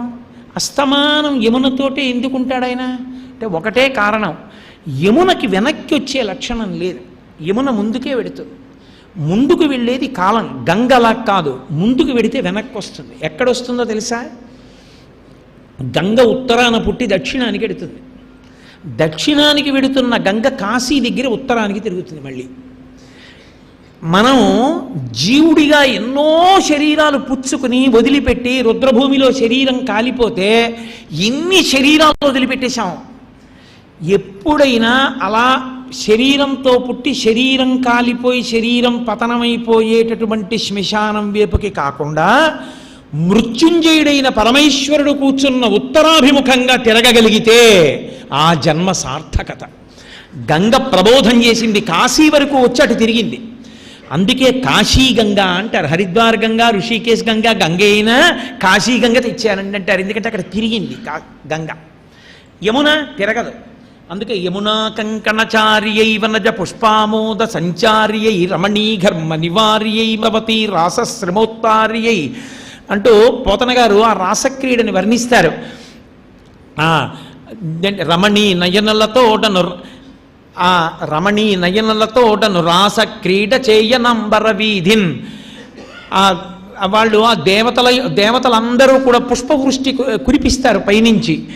ఆ రాసక్రీడ యమునా నది ఒడ్డున చెయ్యడానికి కారణం ఏమిటంటే, ఎవరు నాతో ఆనందం అనుభవించారో, అది బాహ్యమనందు స్త్రీ పురుష సంపర్కం కాదది, అది పరమేశ్వరుడితో కలిసి ఆనందం అనుభవించడం. ఆ కైవల్యానందం అనుభవించిన వాడు ఇక తిరిగి పుట్టడో అని చెప్పడం కోసం రమణీ నయనలతో నన్ను రామానుజుడాట చూచి రాగిల్లిమనో రాముల మీద వియచ్చర రామలు మూర్చిల్లి పడిరి రాజమహేంద్ర అంటారు పోతన గారు. వాళ్ళందరూ తెల్లబోయారు దేవతలు ఆ రాసక్రీడ చూసి. రాసక్రీడ అంటే పరమేశ్వరుడితో కలిసి సమాధి అనుభవించడం, 8వ మెట్టు. అది యమున ఒడ్డున చేస్తాడు అంటే కాలమును దాటిపోతాడని గుర్తిక. పుట్టడు, కాలమునందు రాదు, అంతమైపోయింది. ఇక కాలమునందు అది పుట్టే అవకాశం లేదు, పరమేశ్వరుని ఎందు చేరిపోయింది. అందుకే తనని ఎత్తుకోగానే వసుదేవుడు యమునని దాటుతాడు. ఆశౌరికి తెర్రవసగెను ప్రకాశోద్ధత తుంగ భంగ కలిత ధరా సాకాశయగు యమున సీతేశనకు పయోధి త్రోవ ఇచ్చిన భంగిన్ అంటారు పోతన గారు. ఆ పిల్లవాణ్ణి ఎత్తుకుని కృష్ణ పరమాత్మని పట్టుకుంటే యమున దారిచ్చిందంటే కాలం దారిస్తుంది. కాలమునకు లొంగని స్థితి అంటే కాలమునకు లొంగడు అంటే మళ్ళీ పుట్టిన తేదీ ఉండదు, ఇంకొక శరీరములోకి రాడు, పరమేశ్వరుడితో కలిసిపోతాడు. అది దేని మీద ఆధారపడి ఉంటుందంటే చంద్రరేఖ మీద ఆధారపడింది. ఆ చంద్రరేఖ దేనికి గుర్తంటే కరిగిపోతున్న కాలం, ముందుకెళ్ళిపోతున్న కాలంలో నువ్వు సుఖాలు చూసుకుంటున్నావు, మెరుపు తీగల లాంటి సుఖాల్ని. శంకరాచార్యులు వారు అంటారు, ఆయుర్నశ్యతి పశ్యతాం ప్రతిదినం యాతి క్షయం యవ్వనం ప్రత్యాయాంతి గతాః పునర్నజవసాః కాలో జగద్భక్షకః లక్ష్మీస్తోయ తరంగభంగ చపలా విద్యుచ్చలం జీవితం తస్మాన్మాం శరణాగతిం కరుణయా త్వం రక్ష రక్షాధునా అంటారు. కాలో జగద్భక్షకః, కాలము జగత్తుని తినేస్తూ ఉంటుంది. మహాగ్రాస, ఇవాళ విన్నారుగా, ఆవిడ తింటూ ఉంటుంది, కాలస్వరూపిణి అయి తినేస్తూ ఉంటుంది, జగత్తుని భక్షిస్తూ ఉంటుంది. అలా లోకమంతా పడిపోతుంటే కాలంలో అదే ఆఖరిసారి పడిపోవడమై అమ్మవారి యందు పరమేశ్వరుడి యందు ఐక్యమైపోవడం అన్నది ఆమె అనుగ్రహమునందే ఆధారపడినది. అది ఆ చంద్రరేఖకి గుర్తు.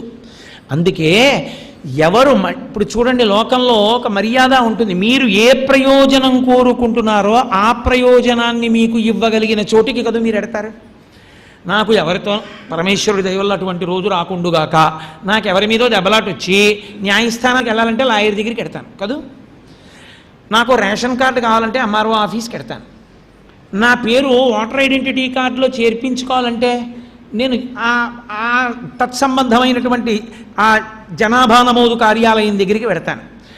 నేను ఏ ప్రయోజనం కావాలో ఆ ప్రయోజనాన్ని నాకు అందించగలిగిన కార్యాలయానికి వెళ్ళినట్టే మళ్ళీ పుట్టవలసిన అవసరం లేకుండా నేనుండాలనుకున్నవాడు పట్టుకోవలసినటువంటి పాదములు పార్వతీ పరమేశ్వరుల పాదములు.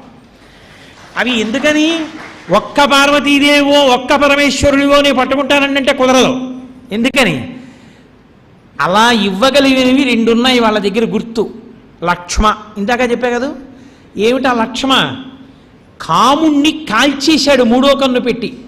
కాముణ్ణి కాల్చాడు మూడో కన్ను పెట్టి అంటే మళ్ళీ తల్లిదండ్రుల మీద మన్మధమానములు పడితే తాను పుట్టవలసిన అవసరం లేకుండా చెయ్యగలిగినటువంటి కాముణ్ణి కాల్చగలిగిన మూడవ కన్ను ఉన్నవాడు పరమశివుడు.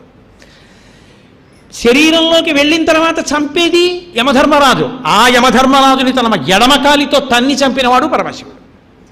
అందుకు శంకరాచార్యులు వారు వక్షస్థాడనమంత కస్య కఠినా పస్మార సంవర్ధనం బుభృత్పర్యటనం నమత్సురజిర కోటీర సంఘర్షణం కర్మేదం మృదులస్య తావక పదద్వంద్వస్య గౌరీపతే మచ్చేతోమణిపాదుకా విహరణం శంభో సదాంగీకురు అన్నారు.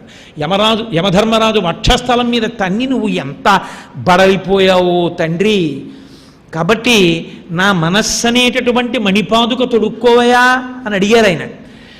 అంటే అంత భక్తి శంకరులకు లేక మనకి నేర్పడం కోసం. కాబట్టి యమధర్మరాజుని తన్నినవాడు శివుడు, మన్మధుణ్ణి కాల్చినవాడు శివుడు. మన్మధుడు పునర్జన్మకి గుర్తు, యముడు మరణానికి గుర్తు. పుట్టుక మరణము లేకుండా ఉండాలంటే ఆయన పాదం పట్టుకోవాలి. ఆయన అంటే ఆయన ఆవిడ కలిపి, ఎందుకని మూడో కన్ను ఉమ్మడాస్తి.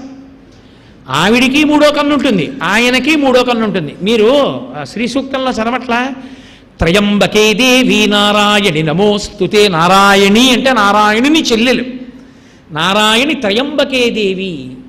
ఆయన త్రయంబకుని ఇల్లాలు, ఆమెకి మూడో కన్ను ఉంటుంది. అందుకే శంకరాచార్యులు వారు సౌందర్యలహరి చేసినప్పుడు త్వయాహృత్వా వామంబ పరిపరితృప్తేన మనసా అన్న శ్లోకంలో ఆ మూడో కంటి గురించి ప్రస్తావన చేశారు. అది ఉమ్మడాస్తి కాబట్టి ఇద్దరూ కలిపే మూడో కన్ను తెరిచారు. ఎడంకాలు యథార్థానికి అమ్మవారిది. ఎందుకని? వామార్థ భాగే ఆవిడ ఉంటుంది ఎడం వైపు. ఆవిడ తన్నింది యమధర్మరాజుని. ఆవిడెందుకు తన్నాలి అంటే కాలు ఆవిడిదేమో కానీ కాలు కదలాలంటే మనసేనా పనిచేయాలి. ఆ మనసు ఇద్దరికీ రెండు లేవు, ఒక్కటే వాళ్ళిద్దరిది. ఒకటే మనసు పార్వతీ పరమేశ్వరులది. దాంపత్యంలో దంపతులకి రెండు మనసులు ఉండవు, ఒకటే మనసు. అందుకే సుందరకాండలో స్వామి హను శిశుపావృక్షం మీద కూర్చుని సీతమ్మ వంక చూసి అస్యాదేవ్యా మనస్తస్మిన్ తస్య చాస్యాం ప్రతిష్ఠితం తేనేయం చ ధర్మాత్మ ముహూర్తం అభిజీవతి అంటారు.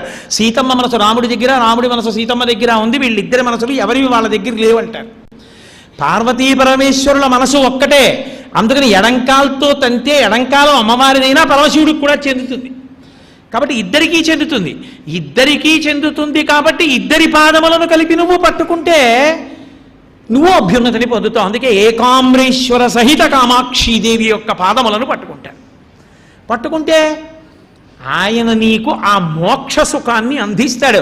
ఇది చెప్పడానికి ఉరేయ్ నాన్న నిన్ను నేను కాలాతీతుణ్ణి చేస్తానురా, బెంగ పెట్టుకోకు, నేనున్నానురా, నువ్వు నా కొప్పు వంక చూడరా, నా కొప్పు చూస్తే నా కొప్పులో చంద్రరేఖ కనపడుతుంది, ఇది నీకు తాపం లేకుండా మళ్ళీ పుట్టడం మళ్ళీ చావడం ఈ ఇబ్బంది లేకుండా చెయ్యగలిగినటువంటి దాన్ని నేనే అని చెప్పడానికి. కానీ అసలు ముందని ఒక బాధ అన్నది ఎరుకలో ఉండాలా? అబ్బా చాలా బాగుందండి, మాకేం ఇబ్బందిగా లేదు, మీరే అలా నోరు కొట్టుకుంటున్నారు కానీ హాయిగా పుట్టడం చావడం ఎంత బాగుంది అన్నవాడికి ఈ శ్లోకం ఎందుకు?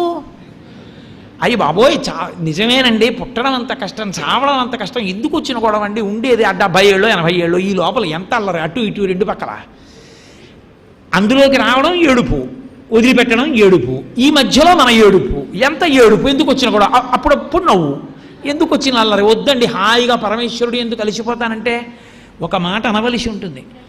శంకరాచార్యులు వారు శివానంద లహరిలో మనకి నేర్పుతారు. అసారే సంసారే నిజ భజన దూరే జడధియా భ్రమంతం మామంధం పరమ కృపయా పాతుముచితం తదన్యకోదీన అంటారు. అయ్యా శంకరా, అసారే సంసారే, అసారమైన సంసారమనందు తిరుగుతున్నాను నేను, మళ్ళీ పుట్టి మళ్ళీ చచ్చి, మళ్ళీ పుట్టి మళ్ళీ చచ్చి. నువ్వు ఇలాంటి వాళ్ళందరినీ రక్షించగలిగిన వాడివి నువ్వు, అలాంటి రక్షించగలిగిన శక్తి నీ దగ్గర ఉంది, అలాంటి రక్షణ శక్తి కోసం ఏడుస్తున్నవాడిని నేనున్నాను. నీకెంత అదృష్టం పట్టిందయా రక్షించడానికి నేను దొరికాను ఇవాళ, లేకపోతే ఏం చేసుకుంటావు ఆ శక్తి ఉపయోగించడానికి ఒకటి దొరికితే కదా వాడడం, నేను దొరికా, నీ అదృష్టం వాడుకో అన్నారు. ఎంత గడుసుతనం అండి, ఆయన వాడుకుని ఆయన తరించాలన్నారు శంకర పరమేశ్వరుణ్ణి. కాబట్టి నా బోటిగాడు దొరికాడు కదూ, నన్ను అనుగ్రహించి ఇంకా పుట్టకుండా చేసేయి అన్నారు. అమ్మవారు కారుణ్యలక్ష్మి ఎందుకయిందంటే ఆ కారణం చేత. కాలాంబోదే, నల్లగా ఉన్నటువంటి మబ్బు లాంటి కొప్పు, అందులో ఉన్న చంద్రరేఖ దర్శనం చేసినంత మాత్రం చేత మళ్ళీ మనం పుట్టవలసినటువంటి స్థితిని కల్పించగలిగినటువంటి కారుణ్యమూర్తి కనుక. అంటే కామాక్షి దర్శనం ఒక్కటి చాలురా, నిన్ను ఎంత స్థితికైనా తీసుకెడుతుంది. కామాక్షి ధ్యానము, కామాక్షి దర్శనము, కామాక్షి శ్లోక పఠనము నీకంత వైభవాన్ని ఇస్తుంది అని చెప్పడానికి ప్రథమ పాదాన్ని అలా పూర్తి చేస్తూ రెండో పాదం దగ్గరికి వచ్చి అన్నారు. మధ్యే సౌదామిని మధులిహాన్ మాలాం రాజయంతి. అమ్మా, మధ్యలో ఒక పెద్ద మెరుపు ఒకటి కనపడుతోంది. ఆ మెరుపు పక్కన, ఆ మెరుపులో మంచి గండు తుమ్మెదల బారు ఒకటి కనపడుతోంది అన్నారు. అసంభవం కదా, మెరుపులు వచ్చాయనుకోండి తుమ్మెదలు ఉండవు, వెళ్ళిపోతాయి. తుమ్మెదలు ఎప్పుడు వస్తాయో తెలుసా? తుమ్మెదలు రావాలి అంటే ఆకాశం అంతా ప్రశాంతంగా ఉండి వర్షం లేకుండా వాతావరణం చల్లగా ఉంటే తుమ్మెదలు వస్తాయి. మాకు మారేడుమల్లి అని ఒక ఏజెన్సీ ఏరియా తూర్పుగోదావరి జిల్లాలో, అట్నుంచి భద్రాచలం పెడతారు. ఈ ఋతువులో శరత్కాలం వస్తే, శరత్కాలం వసంత ఋతువు, ఆ సమయంలో తెల్లవారుజామున 6 గంటల నుంచి 1 గంటన్నర సేపు కార్లన్నీ క్యూల్లో నిలబడిపోయి ఉండిపోతాయి ఘాట్ రోడ్లో. దేనికోసం ఉండిపోతాయి తెలుసా? అటు ఇటు బ్రహ్మాండమైన అరణ్యం, డ్రైవర్లకు ఎవ్వరికి కళ్ళు కనపడవు, అన్ని గండు తుమ్మెదలు బారులు కింద వచ్చేస్తాయి రోడ్డు మీదకి. ఆ తుమ్మెదల్లోంచి వెళ్ళలేరు, అందుకని ఆగిపోతాయి కార్లు. అవి 1 గంటన్నర 2 గంటల తర్వాత తుమ్మెదలన్నీ మళ్ళీ వెళ్ళిపోతే కార్లు ఎడతాయి. అసలు ఆ భ్రమర సంపద చూడాలి మీరు, అంత అద్భుతంగా ఉంటుంది. కాబట్టి ఆ తుమ్మెదలు మెరుపులు మెరుస్తుంటే, మెరుపుల దగ్గర తుమ్మెదలు ఉంటాయా? అవి ఉండవు. మరి మెరుపుల దగ్గర తుమ్మెదలు ఉన్నాయంటున్నారు ఆ మూకశంకరులు. మధ్యే సౌదామిని మధులిహాన్ మాలాం రాజయంతి. ఆ మెరుపు ఉందమ్మా, మెరుపు పక్కన నల్ల తుమ్మెదల బారులు కనపడుతున్నాయి నాకు అన్నారు. ఎవరి పేరైనా చెప్పారా? పోనీ మళ్ళీ రెండో పాదంలో ఏం చెప్పలేదు పేరు. ఆ నల్ల కొప్పు చంద్రరేఖ మధ్యలో మెరుపు కనపడుతోందన్న మాటకు అర్థం ఏమిటంటే అమ్మవారి చిరునవ్వు. అమ్మవారి చిరునవ్వు మెరుపు మెరిసినట్టు ఉంటుంది, అంత అందంగా ఉంటుంది. ఎందుకని?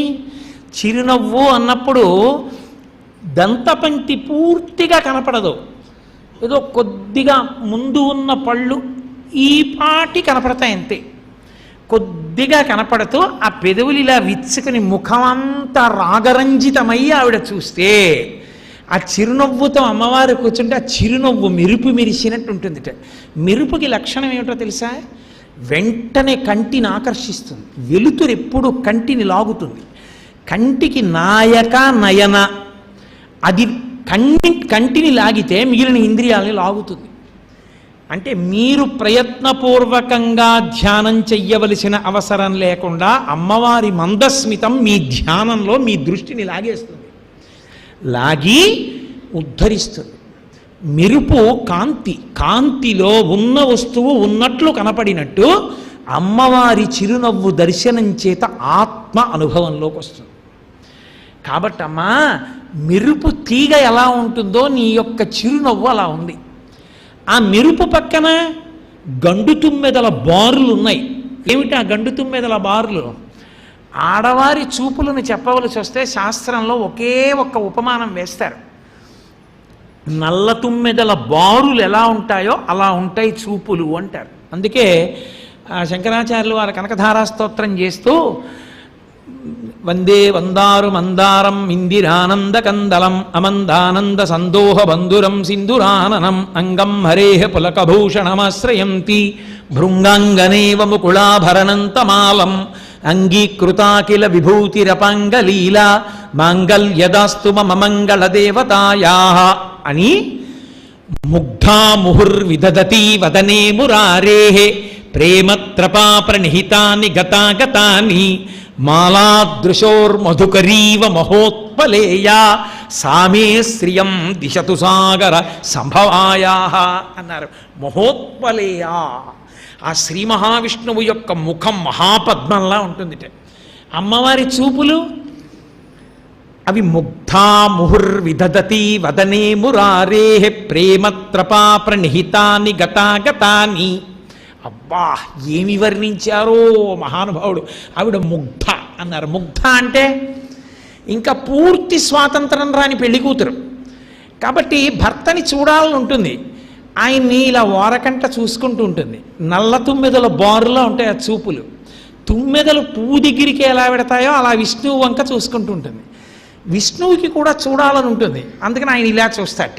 చూస్తే ఆయనని తను చూస్తున్నాడన్న విషయం చూసేశాడని సిగ్గుపడి తల దింపేసుకుంటుంది. మళ్ళీ పోని ఉండగలదా? కాసేపు ఆగి ఆయన ఎవరో మాట్లాడుతున్నారు లేని ఇలా చూస్తూ ఉంటుంది. మళ్ళీ ఆయన ఇలా చూస్తాట, సిగ్గుపడి మళ్ళీ తలదించుకుంటాడు. ముగ్ధా అంటారు శంకరాచార్యుల వారు. ముగ్ధా విహిర్ విదదతి వదనే మురారేః ప్రేమత్రపా ప్రణిహితాని గతా ఆగతాని. వెళ్ళొచ్చేస్తున్నాయి చూపులు.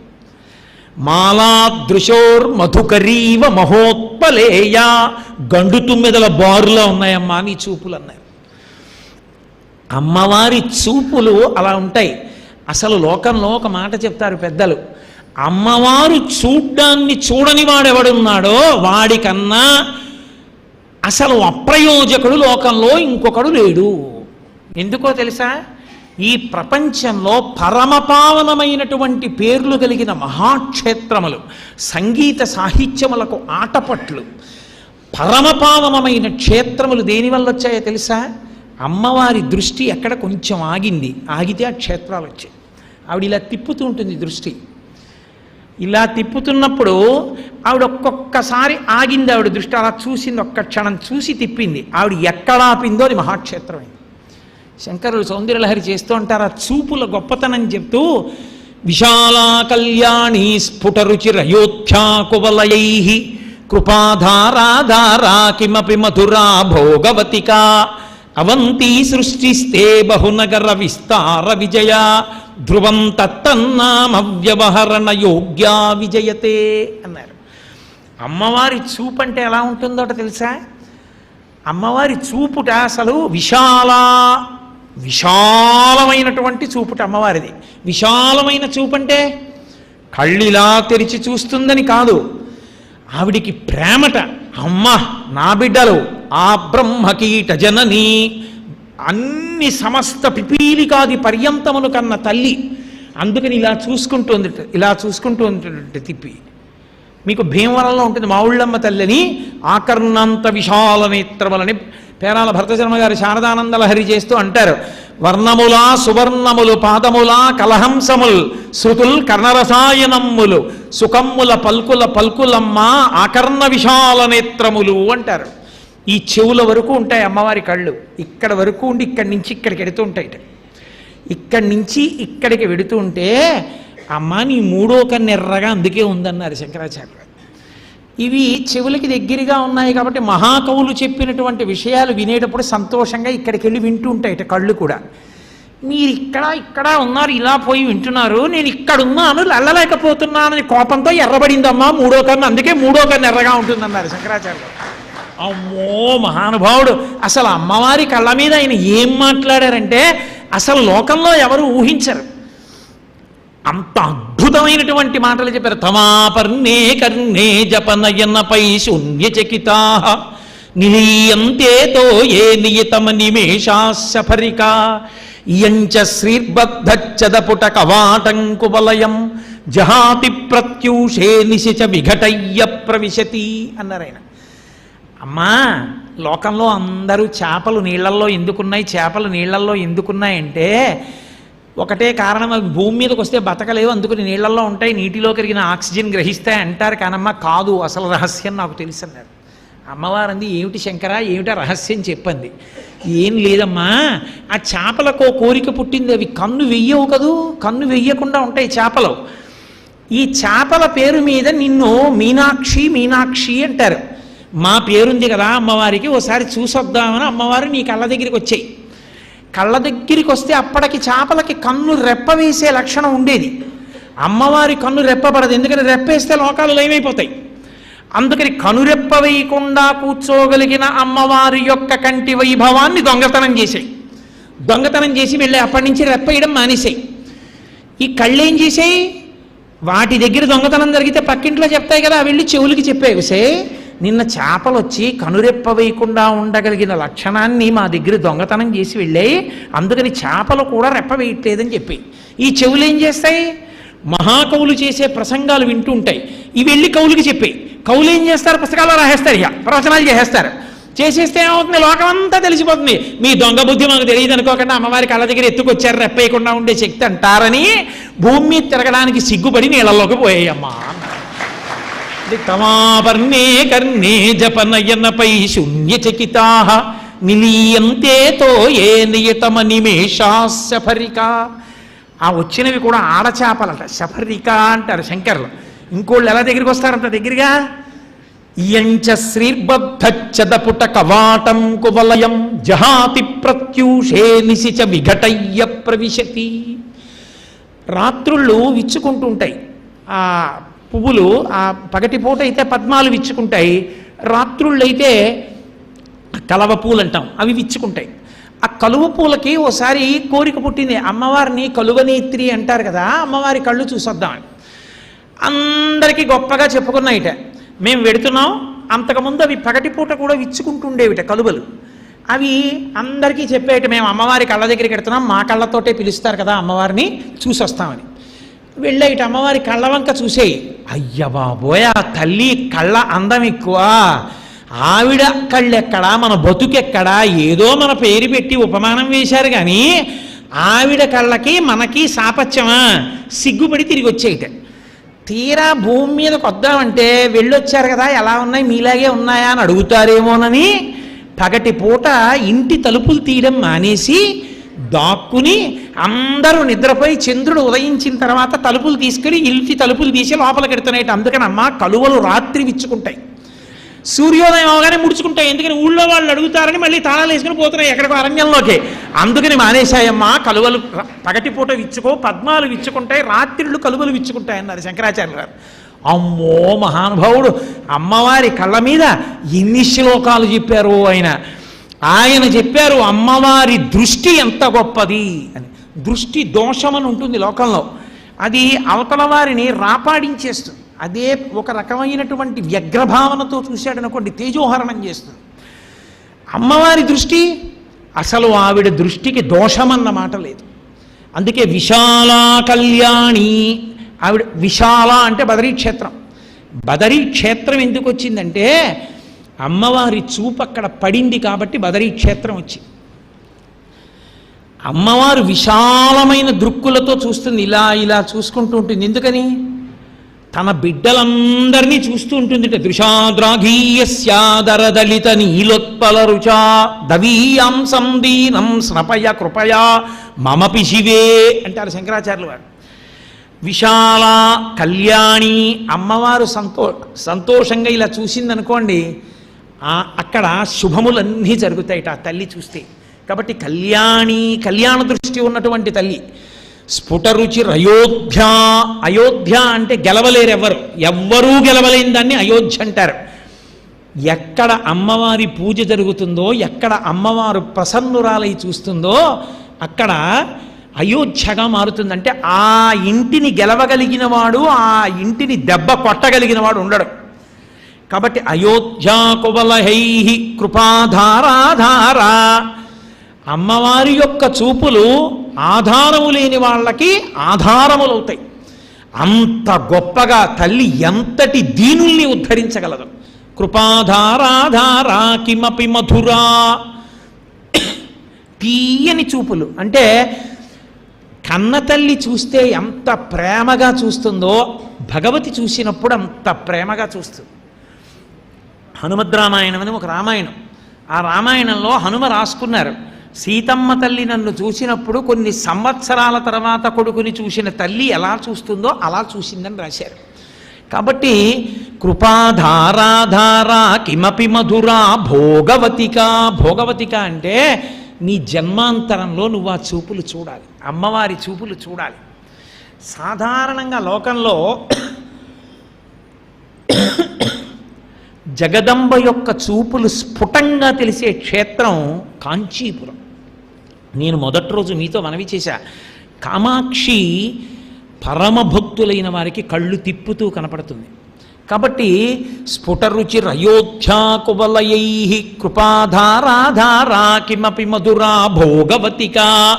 భోగవతిక అంటే అమ్మవారి చూపుల వైభవాన్ని నువ్వు అనుభవించాలి, ఒక్కసారైనా ఆ భోగం అనుభవించాలి, ఆవిడ చూపుల్లో నువ్వు పడాలి.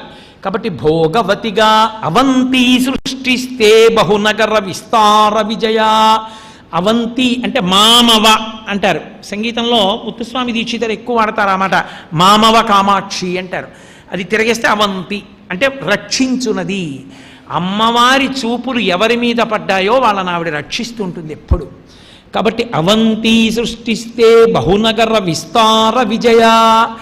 అమ్మవారికి నమస్కారం చేసి బయలుదేరిన వాడి మీద పరదేవత చూసిందా, వాడికి ఇక విజయమే. విజయం ఇవ్వగలిగిన చూపులు, ఇంత గొప్ప చూపులు కలిగినటువంటి తల్లి కనుక ఆ చూపులను వర్ణిస్తున్నారు మూకశంకరులు. అమ్మా అవి ఎలా ఉన్నాయో తెలుసా? మధులిహ మాలా. ఒక నల్ల తుమ్మెదల బారు వెడుతుంటే ఎలా ఉంటుందో అలా ఉన్నాయి నీ కంటి చూపులు. ఆ చూపులు అంత గొప్పవమ్మా. అంతేనా? ఆ చిరునవ్వు మెరుపులా ఉందమ్మా, అంత గొప్పది. ఈ చిరునవ్వు ఈ కన్నుల చూపులు కలుసుకుంటున్నాయి, అందుకని మెరుపుల వెనక ఈ నల్ల తొమ్మిదల బారుంది. అమ్మా ఈ రెండు చూసినవాడు, ఆ వెలుగులో అమ్మకి కనపడ్డవాడు, అమ్మ యొక్క కన్నుల చూపులు చూసినవాడు ఎంత ధన్యుడమ్మా. కాబట్టి తల్లి మాలాం రజయంతి. ఆవిడ ముఖమండలం, ఆవిడ యొక్క చిరునవ్వు అంటే మామూలు అనుకోకండి, ఎంత అద్భుతమని చెప్పారంటే మనకి. ఒకానొక చోట శంకర భగవత్పాదులు సౌందర్యం ఏదో అనేస్తుంటాను, శ్లోకాలు గుర్తుండద్దు, ఏదో పరమేశ్వరుడి దైవాల జ్ఞాపకం వస్తుంటాయి. శంకరులు ఒక శ్లోకంలో అంటారు, స్మిత జ్యోత్స్నాజాలం తవ వదన చంద్రస్య పిబతాం చకోరాణామాసీత్తసిర అతిరసతయా చించు జడిమా అతస్తే సీతాంశో అమృతలహరీ ఆమ్లరుచయా పిబంతి స్వచ్ఛందం నిశి నిశి భృశం కాంచిక దియా అంటారు. చకోర పక్షులని ఒక పక్షులు లోకంలో, అవి వెన్నెల తింటూ ఉంటాయి, చంద్రుడి వెన్నెల తింటాయి.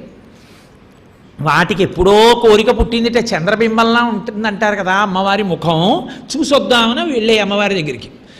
అమ్మవారు చిన్న చిరునవ్వు నవ్వింది వాటిని చూసి. చంద్రబింబం యొక్క కాంతులు తినడం అన్న అలవాటు వాటికి ఎందుకు వచ్చిందో తెలుసా? అవి అమ్మవారి ముఖం చూసేయి, ఆవిడ చిరునవ్వు చూసేయి, ఆ చిరునవ్వులో ఒలుకుతున్న అమృతాన్ని తాగేసేయి. బాగా పటికి బెల్లం తినేశారనుకోండి, భార్య ఇచ్చిన కాఫీలో నువ్వు పందార వేయలేదే అంటాడు. మీరు పటికి బెల్లం తినేశారండి, కాస్త ఉప్పు కలికోడి నవలండి అంటుంది. అలా అవేం చేశాయి, అమ్మవారి చిరునవ్వు తాగేసాయి. తాగేసేటప్పటికీ వాటికి నోరంతా బెరడ కట్టేసింది, అంత తీపి అమృతం తాగేసేవి ఆవిడ చిరునవ్వులోని అమృతాన్ని. వాటికి ఇంకేమైనా తిందామంటే రుచి తెలియట్లేదు, కాస్త పుల్లగంజి ఎక్కడైనా ఉందేమిటి కాస్త నోట్లో వేసుకుంటామని అడిగాయి. వాటికి పుల్లగంజి ఏమిటంటేట, చంద్రకిరణములు పుల్లగంజిలా ఉంటాయిట, అందుకు తాగుతాయిట. ఎప్పుడో అమ్మవారి చిరునవ్వులో ఉన్న అమృతాన్ని తాగిన కారణం చేత ఇప్పటికీ చకోర పక్షులు చంద్రకిరణాలని తింటున్నా కూడా వాటి నోటికి పట్టిన మాధుర్యం వదలలేదన్నారు శంకరాచార్య. అమ్మా అంత గొప్ప నవ్వమ్మా నీ నవ్వు అన్నారు. అటువంటి నవ్వులున్న తల్లి, అంత గొప్ప స్థితి కలిగినటువంటి తల్లి కాబట్టి అమ్మా మెరుపు తీగలా ఉంది నీ చిరునవ్వు, ఆ పక్కన ఆ చూపులంత గొప్పగా ఉన్నాయి. ఇది చాలా గొప్ప శ్లోకం అండి. ఒక్కసారైనా అసలు అనుభవించాలి ఆ తల్లి చూపుల గురించి. ఎందుకో తెలుసా, ఆమె ఆ కన్నులలో పెట్టుకునే కాపాడుతుంది. మీరు చూడండి, ఓ మాట అంటారు, ఆవిడ కళ్ళల్లో పెట్టుకు పెంచిందండి పిల్లల్ని అంటారు. కామాక్షి అంటే ఏమిటో తెలుసా, కకార మకారములను మనకివ్వడానికి కళ్ళల్లో పెట్టుకుంటుంది. అమ్మవారి చూపుల గురించి వింటున్నప్పుడు పరవశంతో ఒక్కసారి అమ్మవారి కన్నులు ఎవరికి కనపడ్డాయో వాడి జీవితం తరించిపోయినట్టే. అందుకే మన పట్ల కారుణ్యంతో చూస్తుంది. లోకంలో ఎవడు చూసినా వాడి భోగం కోసం చూస్తాడు. ఏది చూసినా నాకు నచ్చితే చూస్తాను, నాకు నచ్చకపోతే చూడను. అమ్మవారు అలా కాదు, అన్నిటి వంక ఎందుకు చూస్తుందంటే నా చూపుల చేత వాడిని ఉద్ధరించాలని చూస్తుందిట. అసలు ఇంకా విచిత్రం తెలుసా, అసలు శంకరాచార్యులు వారిలా చెప్పేవాడు ఎవరండి ప్రపంచానికి? శంకరులు చెప్పాలి, మూక శంకరులు చెప్పాలి. అసలు అమ్మవారి యొక్క గొప్పతనం అంతా నవరసాలు ఆవిడ కళ్ళల్లోనే కనపడతాయన్నారు శంకరాచార్యులు వారు. ఎందుకని? లోకంలో ఈ చేతిలో నవరసాలు కనపడవు. ఎప్పుడైనా నాకు రౌద్రరసం వచ్చిందనుకోండి, ఇలా అంటే నా చేయి చెప్తుంది. నాకు శాంతరసం ఉంటే చెయ్యి ఏం చెప్తుంది? నేను శృంగార రసంలో ఉంటే చెయ్యి ఏం చెప్తుంది? నేను భీభత్సరసంలో ఉంటే చెయ్యి ఏం చెప్తుంది? చెప్పదు. కానీ నవరసములు చెప్పగలిగినవి కళ్ళు ఒక్కటే. అందుకే శంకరులు అన్నారు, అమ్మవారి కళ్ళు ఎంత గొప్పవంటే శివే శృంగారార్ధ్రా తదితరజనే కుత్సనపరా సరోషా గంగాయాం గిరిశచరితే విస్మయవతి హరాహిభ్యో భీత సరసిరుహ సౌభాగ్యజననీం అంటూ సఖీషు స్మేరాతే మయి జనని దృష్టి సకరుణ. అద్భుతం ఆ శ్లోకం అసలు. శివే శృంగారార్ధ్ర, శివే మంగళప్రదురాలా, పరమశివుడి పేరెత్తితే ఆవిడ కళ్ళల్లో శృంగార రసం కనపడుతుంది.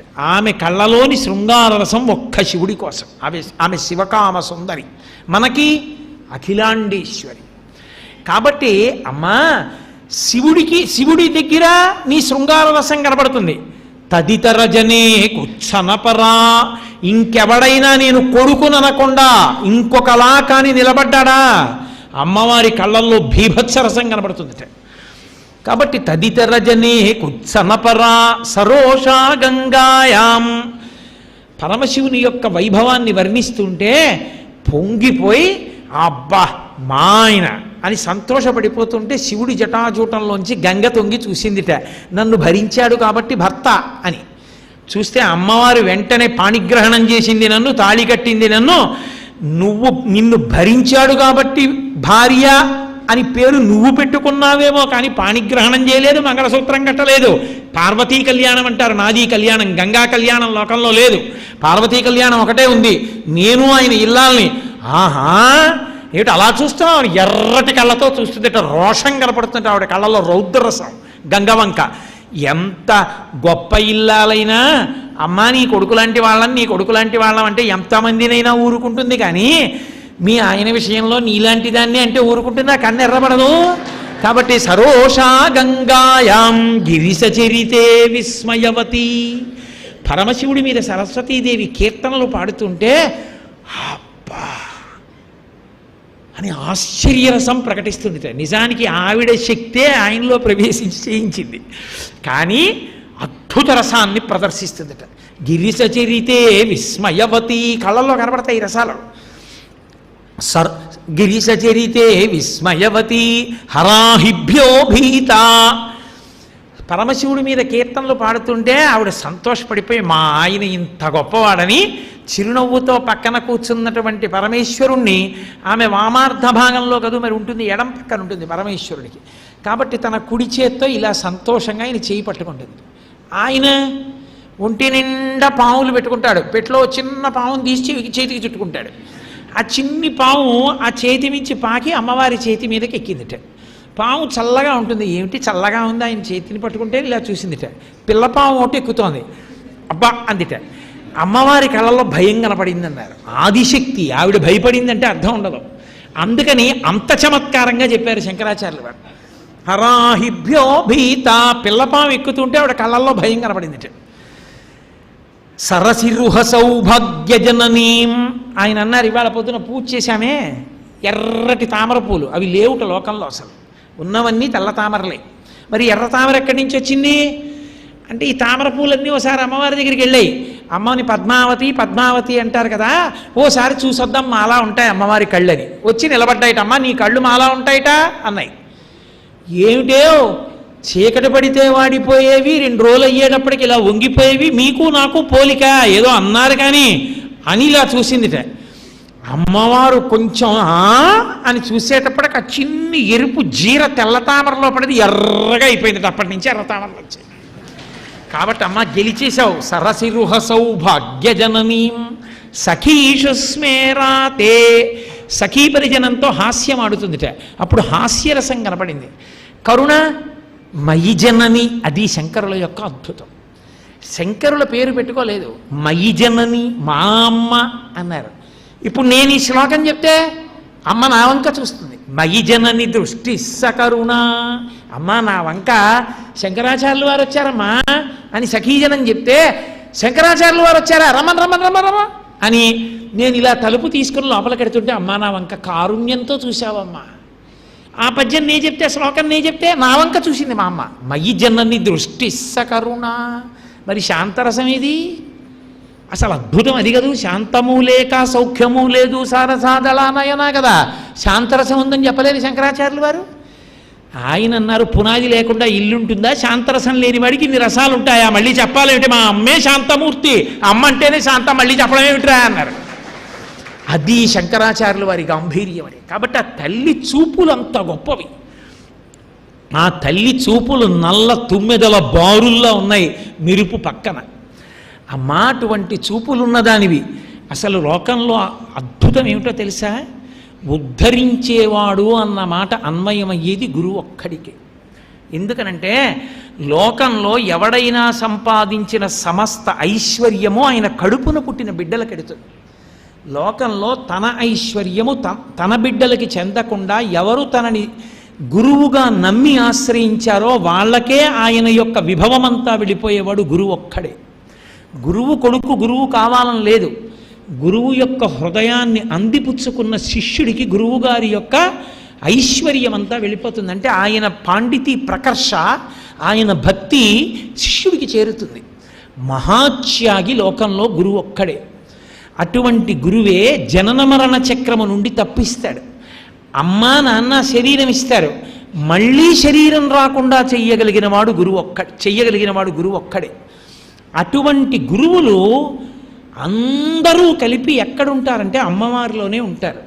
ఒక్క అమ్మవారి పాదములకు పువ్వేస్తే సమస్త గురు మండలమునకు పువ్వు వేసినట్టు.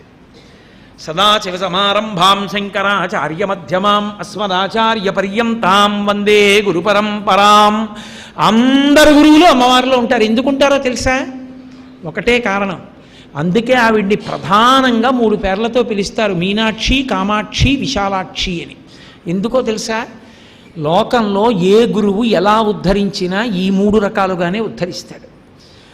కొందరు దృష్టిపాతం చేత అనుగ్రహిస్తారు. అంటే అదే పనిగా సభలు పెట్టి చేయడం గురించి నేను మాట్లాడటం లేదు.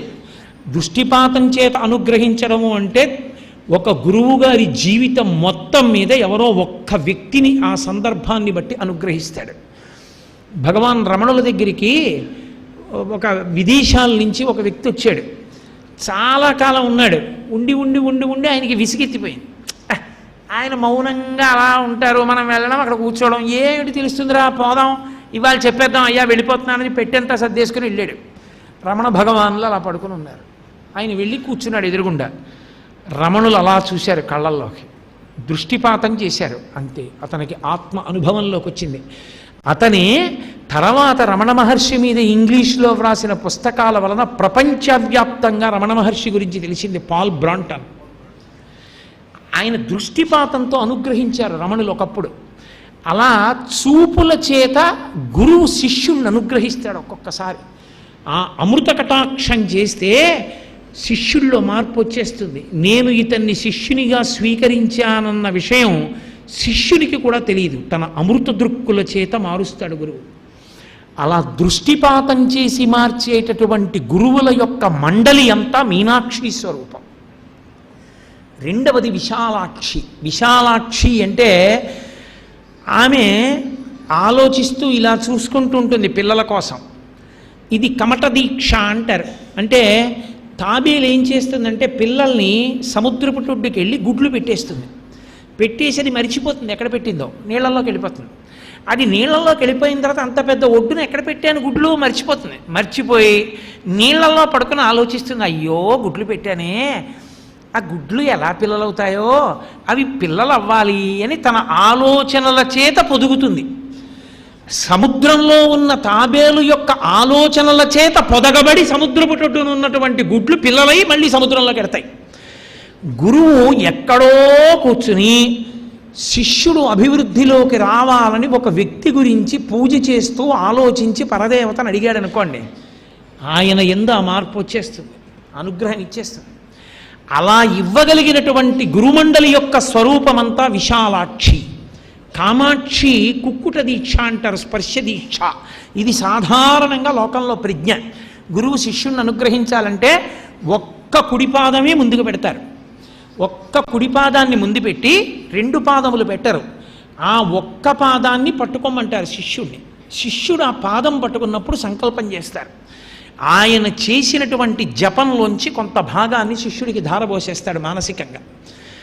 ఆయనలో పెనుమార్పు వస్తుంది భక్తిలో. అలా ఉపదేశం చేస్తారు. అందుకని ముట్టుకునిస్తారు స్పర్శ దీక్ష. గురువు తనంత తాను పాదాన్నన్నా చాపుతాడు, లేదా ఈ మూర్ధన్య స్థానమునందు తన అరచేతిని పెట్టి సంకల్పం చేస్తాడు. ఒక్కొక్క చోట కాలి బొటనవేలికి తాడు కట్టుకుని శిష్యుని యొక్క కాలు బొటనవేలికి తాడు కట్టి తాను జపం చేస్తూ కూర్చుని ఆ జపం యొక్క ఫలితం శిష్యుడికి వెళ్ళిపోయేటట్టుగా తను ధ్యానం చేస్తూ దాని వలన శిష్యుల్లో మార్పు వచ్చేటట్టుగా చేస్తారు. ఇది స్పర్శ దీక్ష అంటారు, ముట్టుకునిస్తారు. కబీర్ దాస్ గారికి రామానందుల వారి దగ్గర ఎలా అయినా మంత్రోపదేశం పొందాలని కోరిక. ఆయన మహమ్మదీయుడు, కబీర్ దాస్ గారు అనుకునేవారు లోకంలో అలా. అందుకని కబీర్ దాస్ గారికి మంత్రోపదేశం రామానందుల వారు చెయ్యరు. ఎలా? రామానందుల వారు తెల్లవారుజామున 3 గంటల సమయంలో గంగ ఒడ్డున రామనామం చెప్తూ పెడతారు. ఇది తెలుసు కబీర్ దాస్ గారికి. చీకట్లో గంగ ఒడ్డున నేల మీద పడుకున్నాడు ఆయన బోర్లా. రామానందుల వారు సంతోషంతో రామచంద్రమూర్తి మీద పాటలు పాడుకుంటూ వెళ్ళిపోతూ తొక్కారు. కాలు ఆయన మీద పడింది, కబీర్ దాస్ గారి మీద. పాట ఆపి అయ్యయ్యయ్యయ్యో అన్నారు, మనుష్య శరీరమే అని. కబీర్ దాస్ గారు లేచి కూర్చున్నారు. ఆయన అన్నారు, రామరామా నాన్న తొక్కానా? అయ్యయ్యో అన్నారు. ఏం పర్వాలేదు గురువుగారు అన్నారు. గురువుగారు కాలు పెట్టి తొక్కి రామరామా అన్నారు కాబట్టి రామానందులు నా గురువే అని రామనామం పట్టుకుని కబీర్ దాస్ అంత గొప్పవారైపోయారు. ఒక్కొక్క చోట గురు సంకల్పం లేకపోయినా శిష్యుని యొక్క అనన్యమైన భక్తి చేత గురువు అయిపోతాడు, అయిపోయి రక్షిస్తాడు గురువుని. ద్రోణాచార్యుల వారి దగ్గర ఏకలవ్యుడు అలా నేర్చుకోవాలా? గురువు కాబట్టి స్పర్శ దీక్ష ఇచ్చేటటువంటి గురువులందరూ కామాక్షి స్వరూపం. ఈ ముగ్గురు గురువుల ద్వారా వచ్చేటటువంటి సమస్త జ్ఞానము శారద. కాబట్టి సమస్త గురుమండలి ఇలాగే అనుగ్రహిస్తుంది. కాబట్టి అందుకే ఒక గురువు ఒక శిష్యుడికి జీవితంలో ఇచ్చే విశేషానుగ్రహం ఏమిటో తెలుసా? ఇక ఆయన జీవితం పండిపోయింది అని గుర్తు ఏమిటంటే, గురువు ఎంతో పొంగిపోతే శిష్యుణ్ణి పిలిచి దగ్గరికి రమ్మని నీకు కావలసినంతసేపు ఉంచుకో అని తన 2 కాళ్ళు ఎత్తి శిష్యుడి యొక్క తల మీద పెడతాడు. ఆ శిష్యుడి తల మీద గురువుగారు 2 పాదములు ఉంచారు అంటే ఆ శిష్యుడు తరించిపోయాడని గుర్తు. చంద్రశేఖరేంద్ర సరస్వతి మహాస్వామి వారు తన జీవితం మొత్తం మీద ఒక్కరిని అనుగ్రహించారు. అలా దక్షిణామూర్తి స్తోత్ర వ్యాఖ్యానం సంస్కృతంలో ఒక వ్యక్తి చేస్తే ఆయన్ని దగ్గరికి రమ్మని 2 కాళ్ళు ఎత్తి ఆయన తల మీద పెట్టి నీకు కావలసినంతసేపు ఉంచుకో అన్నారు. అనుగ్రహించారు. గురు పాదముల నుండి అమృతస్రావం అవుతూ ఉంటుంది. అందుకే సమస్త తీర్థ సారము ఆ పాదముల అడుగునుంటుంది. గురువు తనంత తానివ్వాలి, బలవంతంగా మీరు పెట్టుకోవడం కాదు. గురువు తాను సంతోషించి పాదములను ఉంచితే సమస్త తీర్థ సారము అమృత బిందువులు లోపలికి చేరుతాయి. అదే ఒక గురువు ఒక శిష్యుడికి ఇచ్చేటటువంటి అద్భుతమైన కానుక. అది బహుశः నాకు తెలిసి ఒక గురువు తన జీవితంలో ఎవరో ఒక్క శిష్యుడిని అనుగ్రహిస్తాడలా అనుగ్రహించాలనుకుంటే తప్ప అదే పనిగా అలా ఎవరిని అనుగ్రహించరు. కాబట్టి సమస్త గురుమండల రూపిణి ఆమె చూపులలోనే ఉంది. మీనాక్షి చూపులలో, కామాక్షి చూపులలో, విశాలాక్షి చూపులలోనే గురుమండలి అంతా ఉంది. అందుకే ఆమె గురుమండల రూపిణి. ఆవిడ పాదముల మీద వేస్తే పువ్వు గురువుకి అందినట్టే. అందుకే పొద్దున్న హారతి ఇచ్చేటప్పుడు ఆవిడకిచ్చి ఆయనకి ఇచ్చాం. కారణం ప్రస్తుత పీఠాధిపతులు. దానికి ముందున్న పరంపర గురుపాదుకలను ఆయన కూడా అర్చన చేస్తారు. వాళ్ళ గురువుగారి పాదుకల్ని భారతీ తీర్థస్వామి అర్చన చేస్తారు. అయినప్పుడు ముందు పూర్వాచార్యులందరూ ఎక్కడున్నారు? అమ్మవారిలో ఉన్నారు. అమ్మవారి నీరాజనం ఆయనకు అందించాలి. అందుకని అక్కడిచ్చి ఇక్కడిచ్చాం. కాబట్టి ఆమె గురుమండల రూపిణి. ఇది ఆమె చూపుల చేత తెలుస్తూ ఉంటుంది. అందుకే ఒక్కొక్కచో పరదేవత పాదములు పట్టుకున్న వాడికి పరదేవతయే గురువయ్యి అనుగ్రహిస్తుంది. ఆమె గురువై లోకమునకు విద్యను అందించింది. అసలు ఆవిడికి సంబంధించిన విద్య ఎవరికి తెలియదు లోకంలో. ఆమె అడిగితే నందీశ్వరుడికి చెప్పింది. నందీశ్వరుడి ద్వారా లోకానికి అందింది. అందుకనే నంది విద్యా నటేశ్వరి అని నందీశ్వరుడి ద్వారా లోకానికి అందింది ఆ విద్య. కాబట్టి అటువంటి గురుస్వరూపం ఆ తల్లి. కాబట్టి అమ్మా, నీ చూపులలో కేవలం ఇక్కడ కోరిక తీర్చడం కాదమ్మా, మళ్ళీ పుట్టకుండా చెయ్యగలిగినటువంటి గురు మండలి అంతా నీ చూపుల్లోనే ఉంది. ఆ చూపులంత గొప్పవమ్మా. అందుకే మధ్యే సౌదామిని మధులిహాన్ మాలికాం రాజయంతి.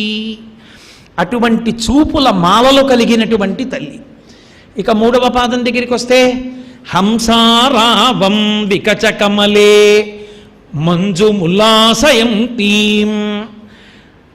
ఒక కమలం అంటే బాగా విచ్చుకున్నటువంటి తామర పువ్వులో మనకి హంస యొక్క రవం అంటే హంస చేస్తున్నటువంటి ధ్వని వినపడుతోంది. అలా ఉంటుందా లోకంలో ఎక్కడైనా? హంస కదిలితే హంస ధ్వనులు వినపడతాయి. హంస అరిచిందనుకోండి, అప్పుడు హంస చేసినటువంటి ఆ ధ్వనులు వినపడతాయి. కానీ మూకశంకరులు అంటున్నారు, అమ్మ బాగా విచ్చుకున్న ఒక పద్మం దగ్గర హంస యొక్క ధ్వనులు వినపడ్డాయన్నారు. అంటే అమ్మవారి పాదమే ఆ బాగా విచ్చుకున్నటువంటి పద్మం. అమ్మవారు నడిస్తే హంస నడిచినట్టు ఉంటుంది. మరాళి మందగమన. దాని అర్థం ఏమిటో తెలుసా? అసలు దాని రహస్యం, ఊపిరుల వెంట అమ్మవారు తిరుగుతుంది. ధ్యానమునందు ఊపిరి మందగిస్తుంది, మెల్లగా తీస్తాడు. అందున కుడి ముక్కులోంచి వెళ్ళేది ఎడం ముక్కులోంచి, ఎడం ముక్కులోంచి వెళ్ళేది కుడి ముక్కులోకి మారిపోతుంది. పతంజలి యోగ రహస్యం అది. అది మీరు గమనిస్తానంటే కుదరదు ధ్యానంలో, ఎందుకంటే మీరు ధ్యానమనందు ఉంటారు కాబట్టి. అది తిరగబడుతుంది. ఆ ఊపిరి తిరగబడి ధ్యానం చేస్తుంటే ఊపిరి మెల్లగా అయిపోయి తీసి విడిచిపెడుతున్నప్పుడు పరదేవత యొక్క పాదములు కనపడతాయి నడుస్తూ. అప్పుడు ఆ పాదములకు ఉన్న మంజీరముల యొక్క ధ్వని, అమ్మవారి వడ్డానానికి ఉన్న చిరుగంటలు, అమ్మవారి మంగళసూత్రాలు, ఇతర గొలుసులతో ఉరుసుకున్న ధ్వనులు వినపడుతుంటాయి. గాజుల గలగలలు అవిని. ఆ ధ్యానమునందు అలా చూడగలిగిన వాడెవరున్నాడో వాడు మరాళి మందగమన, వాడు హంస. ప్రతి ఊపిరిలో అమ్మవారిని అలా చూడగలిగిన వాడు పరమహంస. పరమహంస పరివ్రాజకాచార్య అంటారు. అంటే మనతో మాట్లాడుతున్నట్టుంటారు, సమాధి యందు లోపల పరదేవత యొక్క పాదముల కదలికలని లోపల చూస్తూ ఉంటారు, వింటూ ఉంటారు. ఆ స్థితికి ఎదిగిపోయినటువంటి వాళ్ళని పరమహంసలు అంటారు. వాళ్ళు జగత్తుని బ్రహ్మాన్ని వేరు చేసి బ్రహ్మమును అనుభవిస్తూ జగత్తుని విడిచిపెడతారు. తురీయావస్థలో ఉన్నారంటారు. సర్వావస్థ వివర్జిత, ఆ స్థాయిలో నిలబెట్టేస్తుంది ఆవిడ. అలా నిలబడిన వాడు బ్రహ్మమును తెలుసుకున్నాడు కాబట్టి బ్రహ్మవిద్ బ్రహ్మైవ భవతి, ఆయనే బ్రహ్మమైపోతూ ఉంటాడు. ఈ భూమి మీద నడయాడుతున్న పరమేశ్వర స్వరూపాన్ని పొందుతాడు, జీవం ముక్తుడై ఉంటాడు. కాబట్టి అదిగో అటువంటి వాళ్ళు ఉన్నారే, వాళ్ళు మన కోసమని మళ్ళీ మాట్లాడుతుంటారు. లేకపోతే వాళ్ళకి మాట్లాడవలసిన అవసరం లేదు. గురువందనం చేదు పదవాక్య ప్రమాణ పారావార పారీణ అంటుంటారు. పదవాక్య ప్రమాణ పారావార పారీణ అంటే ప్రమాణవాక్కులైనటువంటి ఉపనిషత్తులు, ఆ తర్వాత బ్రహ్మసూత్రములు, ఇటువంటి మహాసముద్రమునంతటినీ కూడా ఈది తెలుసుకుని అవతల ఒడ్డున నిలబడి మనకి చెప్పగలిగిన వాడిని పదవాక్య ప్రమాణ పారావార పారీణ అని పిలుస్తారు. అటువంటి గురుస్వరూపమై నిలబడతాడు. పరదేవతానుగ్రహంతో వారికి ఆ జ్ఞానము భాసిస్తుంది. అందుకే వారి గొప్పతనం అంతా ఎక్కడుంటుందో తెలుసా? అది గ్రంథముల వలన వచ్చిన జ్ఞానం కాదు. వారు భగవతితో సమన్వయం అవుతూ ఉంటారు. టీవీ చూడండి, ఏరియల్ ద్వారా అందుకుంటూ ఉంటుంది. ఆకాశంలో ఉన్న విషయాన్ని అందుకుని మీకు బొమ్మ చూపిస్తూ ఉంటుంది. మీరు బొమ్మ తీసుకెళ్ళి ఇది చూపించండి, దాని దగ్గర పెట్టారనుకోండి, అది చూపించదు. అది ఆకాశంలోంచి వస్తున్న దాన్ని పుచ్చుకుని మీకు చూపించినట్టే వాళ్ళు బ్రహ్మముతో పరదేవతతో ఎప్పుడు సమన్వయం అవుతుంటారు. అందుకే వారికి తట్టకపోవడం అన్నది ఉండదు. ఇహ అన్నీ అలా ఎందుకు తడతాయంటే పరదేవతతో సమన్వయంలో ఉంటారు. ఆ సమన్వయంలో ఉండడంలో ఆమె ద్వారా వస్తూ ఉంటుంది శక్తి. ఆ శక్తి వాక్కులుగా ప్రకటనమవుతూ ఉంటుంది. అలా మహాత్ములైన వారు అందుకే పుస్తకం చూడకుండా ఎంత గొప్ప విషయం చెప్పండి వారు చెప్పేవారు. మీకు చాలా దగ్గర తెనాలి అని ఒక ఊరు, తాడేపల్లి రాఘవనారాయణ శాస్త్రి గారని ఒక మహానుభావుడు. వారి తండ్రి గారు రామాయణం రాశారు. వారి తండ్రి గారు రామాయణం రాస్తే పరమాచార్య స్వామి వారి ఇటు పాదయాత్ర వచ్చారు. మా నాన్నగారు రామాయణం రాశారండి అని ఇలా చూపించారు. పరమాచార్య స్వామి వారు అన్నారు, ఏది నాకు సెట్టి అన్నారు. రాఘవనారాయణ శాస్త్రి గారు అన్నారు, మీరు తమిళ దేశం వారుగా తెలుగు పుస్తకాలు మీకెందుకన్నారు. తెలుగు రాకపోతే తెలుగు రాదు కాబట్టి రామాయణం కళ్ళకద్దుకుని నెత్తి మీద ఎట్టుకుంటాయి, నీకెందుకు ఇయ్యి అన్నారు. రామాయణం ఇచ్చారు.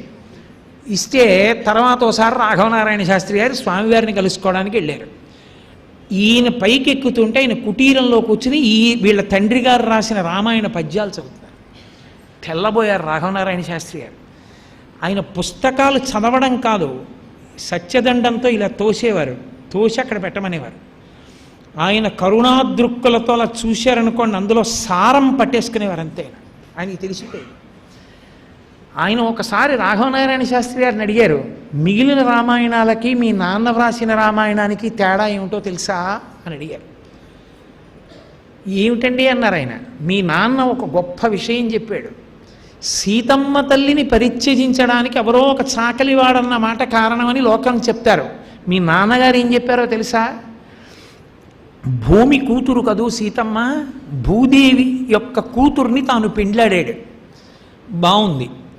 రాముడికి పట్టాభిషేకం అయిపోతే ఆయన చక్రవర్తి కనుక ఇప్పుడు ఆయన భూమిపతి.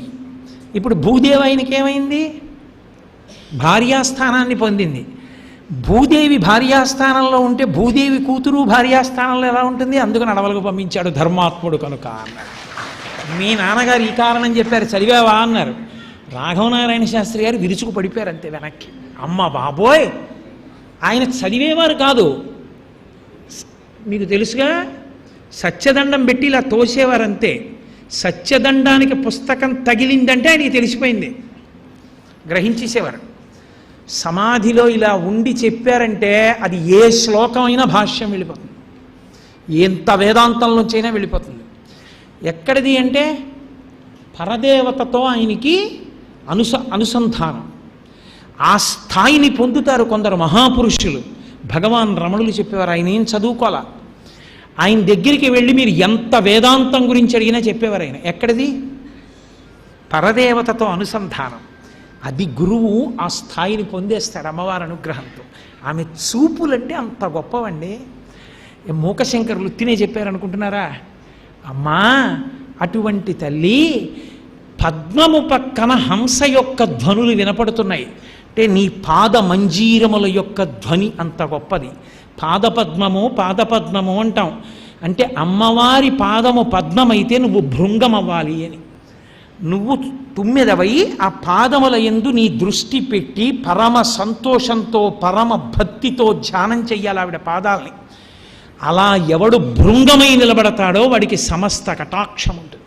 అందుకే శంకరాచార్యులు వారు సౌందర్యలహరి చేస్తూ ఓ మాట అంటారు, అమ్మా లోకంలో పద్మాలన్నిటికీ ఓ కోరిక పుట్టింది. అమ్మవారి పాదపద్మాలు అంటారు కదూ, ఆ పాదముల దగ్గరికి వెళ్ళి ఆ పద్మాలు చూసే మాలా ఉంటాయంటారు. ఈ పద్మాలు అమ్మవారి పాదాలు మాలా ఉంటాయా అని చూసేయి. వాటికి అర్థమైంది. ఏమర్థమైందో తెలుసా?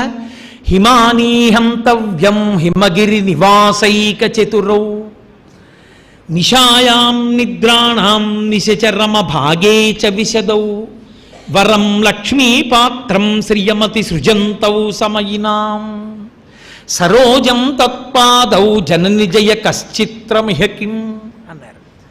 పద్మాలు అన్నాయిట, చీ చీ చీ చీ చీ చీ ఎంత పాపం చేశానరా, మనలా ఉంటాయి అమ్మవారి పాదాలన్నాం. హిమానీహంతవ్యం, మంచు పడితే చెదిరిపోయి రేకులిలా వంగిపోయి పడిపోతాం మనం. అమ్మ మంచుకొండ కూతురు, హిమవత్ పర్వతంలో పుట్టింది. హిమాలయ పర్వతానికి పుట్టి హిమాలయ పర్వతాల్లో పెరిగి హిమాలయాల్లో ఉన్న కైలాసంలో వర్ధిల్లుతున్నటువంటి తల్లి యొక్క పాదములకు మంచు పడితే పడిపోయేటటువంటి మనకి పోలిక. పైగా మనం హిమానీహంతవ్యం హిమగిరి నివాసైక చతురౌ నిశాయాం నిద్రాణాం నిశచరమ భాగే చ విశదౌ. పద్మం రాత్రి ముడుచుకుంటుంది, తెల్లవారకట్ట విచ్చుకుంటుంది. మనం రాత్రి అయితే పడుకుంటాం, తెల్లవారితే లేస్తాం. అమ్మ పాదములు అలా పడుకుంటాయా? అహర్నిశలు ఎక్కడ ఏ భక్తుడు ఎవరు పిలుస్తారో అని ఆ పాదపద్మములు సర్వదా కాపాడడానికి సిద్ధంగా ఉంటాయి. రాత్రి నిద్రపోయి పొద్దున్న లేచే మనకి అహర్నిశలు భక్తులను కనిపెట్టుకుని ఉండే ఆ పాదాలకి పోలిక. పైగా మన దగ్గర స్వార్థం ఉంది. వరం లక్ష్మీ పాత్రం, లక్ష్మీదేవిని తీసుకొచ్చి మనలో కూర్చోబెట్టుకున్నాం మనం. అమ్మవారికి పద్మస్థానం, లక్ష్మీదేవిని మనలో కూర్చోబెట్టుకున్నాం. అమ్మవారి పాదాలు శ్రియమతి సృజంతౌ సమయినాం. అమ్మవారి పాదములను భక్తితో పూజ చేసే వాళ్ళకి ఆ పాదాలు లక్ష్మీదేవిని ఇస్తాయి. లక్ష్మిని దాచుకున్న వాళ్ళం మనం, లక్ష్మిని ఇచ్చేవి ఆ పాదాలు. మనకి అమ్మకి పోలిక. కాబట్టి సరోజం తత్పాదౌ జనని జయమ కశ్చిత్రమిహ కిం. చిచి చిచి ఏదో పాదపద్మాలు అంటారు కానీ మనకి అమ్మకి పోలికేమిటి? అమ్మ పాదాలు అమ్మ పాదాలే, అద్భుతం ఆ పాదాలని పద్మాలన్నీ కలిసి నమస్కారం చేసేయటం. అమ్మా అంత గొప్ప పాదములమ్మా నీ పాదములు. కాబట్టి యోగులను అనుగ్రహించగలిగినవి, బాహ్యమునందు సమస్త ఐశ్వర్యమును ఇవ్వగలిగినవి. ఎక్కడైనా కామాక్షి పేరుందా? ఇంతమందికి ఇన్ని ఇవ్వడానికి పరమదయతో కూర్చున్న తల్లి కంపాతీరే కలయతి సతీ విలసతి సతీ. కంపానదీ తీరంలో వెలిసింది ఒక తల్లి. ఎవరావిడ? కాపి కోటి కారుణ్యలక్ష్మీ, దయాలక్ష్మి. మన యొక్క కష్టాలు చూసి మనని ఉద్ధరించడానికి ఇవన్నీ పెట్టు కూర్చున్న అమ్ముందే, ఆవిడ దయాస్వరూపిణి. అందులో ఏదైనా చూస్తే మనని ఉద్ధరించడానికి మన కష్టాల్ని గుర్తించి కూర్చున్న ఆ దయాలక్ష్మీ స్వరూపం. ఇన్నాళ్ళు నేను ఇంకో పేరుతో పిలిచా, ఇప్పుడు అర్థమైంది ఆవిడ కారుణ్యలక్ష్మి అని. ఆ కారుణ్యలక్ష్మికి నేను నమస్కరిస్తున్నానన్నారు మూకశంకరులు. ఎవరా కారుణ్యలక్ష్మి? కామాక్షి. ఇక నేను మళ్ళీ ప్రత్యేకంగా మొదటి పాదం దగ్గర నుంచి మళ్ళీ అన్వయం చేయక్కర్లేదు, మీకు అర్థమైపోయింది. అంత అద్భుతమైన శ్లోకాన్ని మూకశంకరుడు ప్రతిపాదన చేశారు. సరే, కాబట్టి ఇన్ని చెప్పానన్నది కాదు, ఇదేం సిలబస్ కాదు కదా. ఆ పరదేవత అనుగ్రహాన్ని అనుభవించడం ప్రధానం. రేపటి రోజు మళ్ళీ సాయంకాలం 6:30 తల్లి నా చేత ఏది పలికిస్తే అది. మంగళాశాసన పరై వదాచార్య పురోగమై సర్వైశ్చ పూర్వైరాచార్యై సత్కృతాయాస్తు మంగళం. మంగళం కోసలేంద్రాయ మహనీయ గుణాత్మనే చక్రవర్తి తనూజాయ సర్వభౌమాయ మంగళం.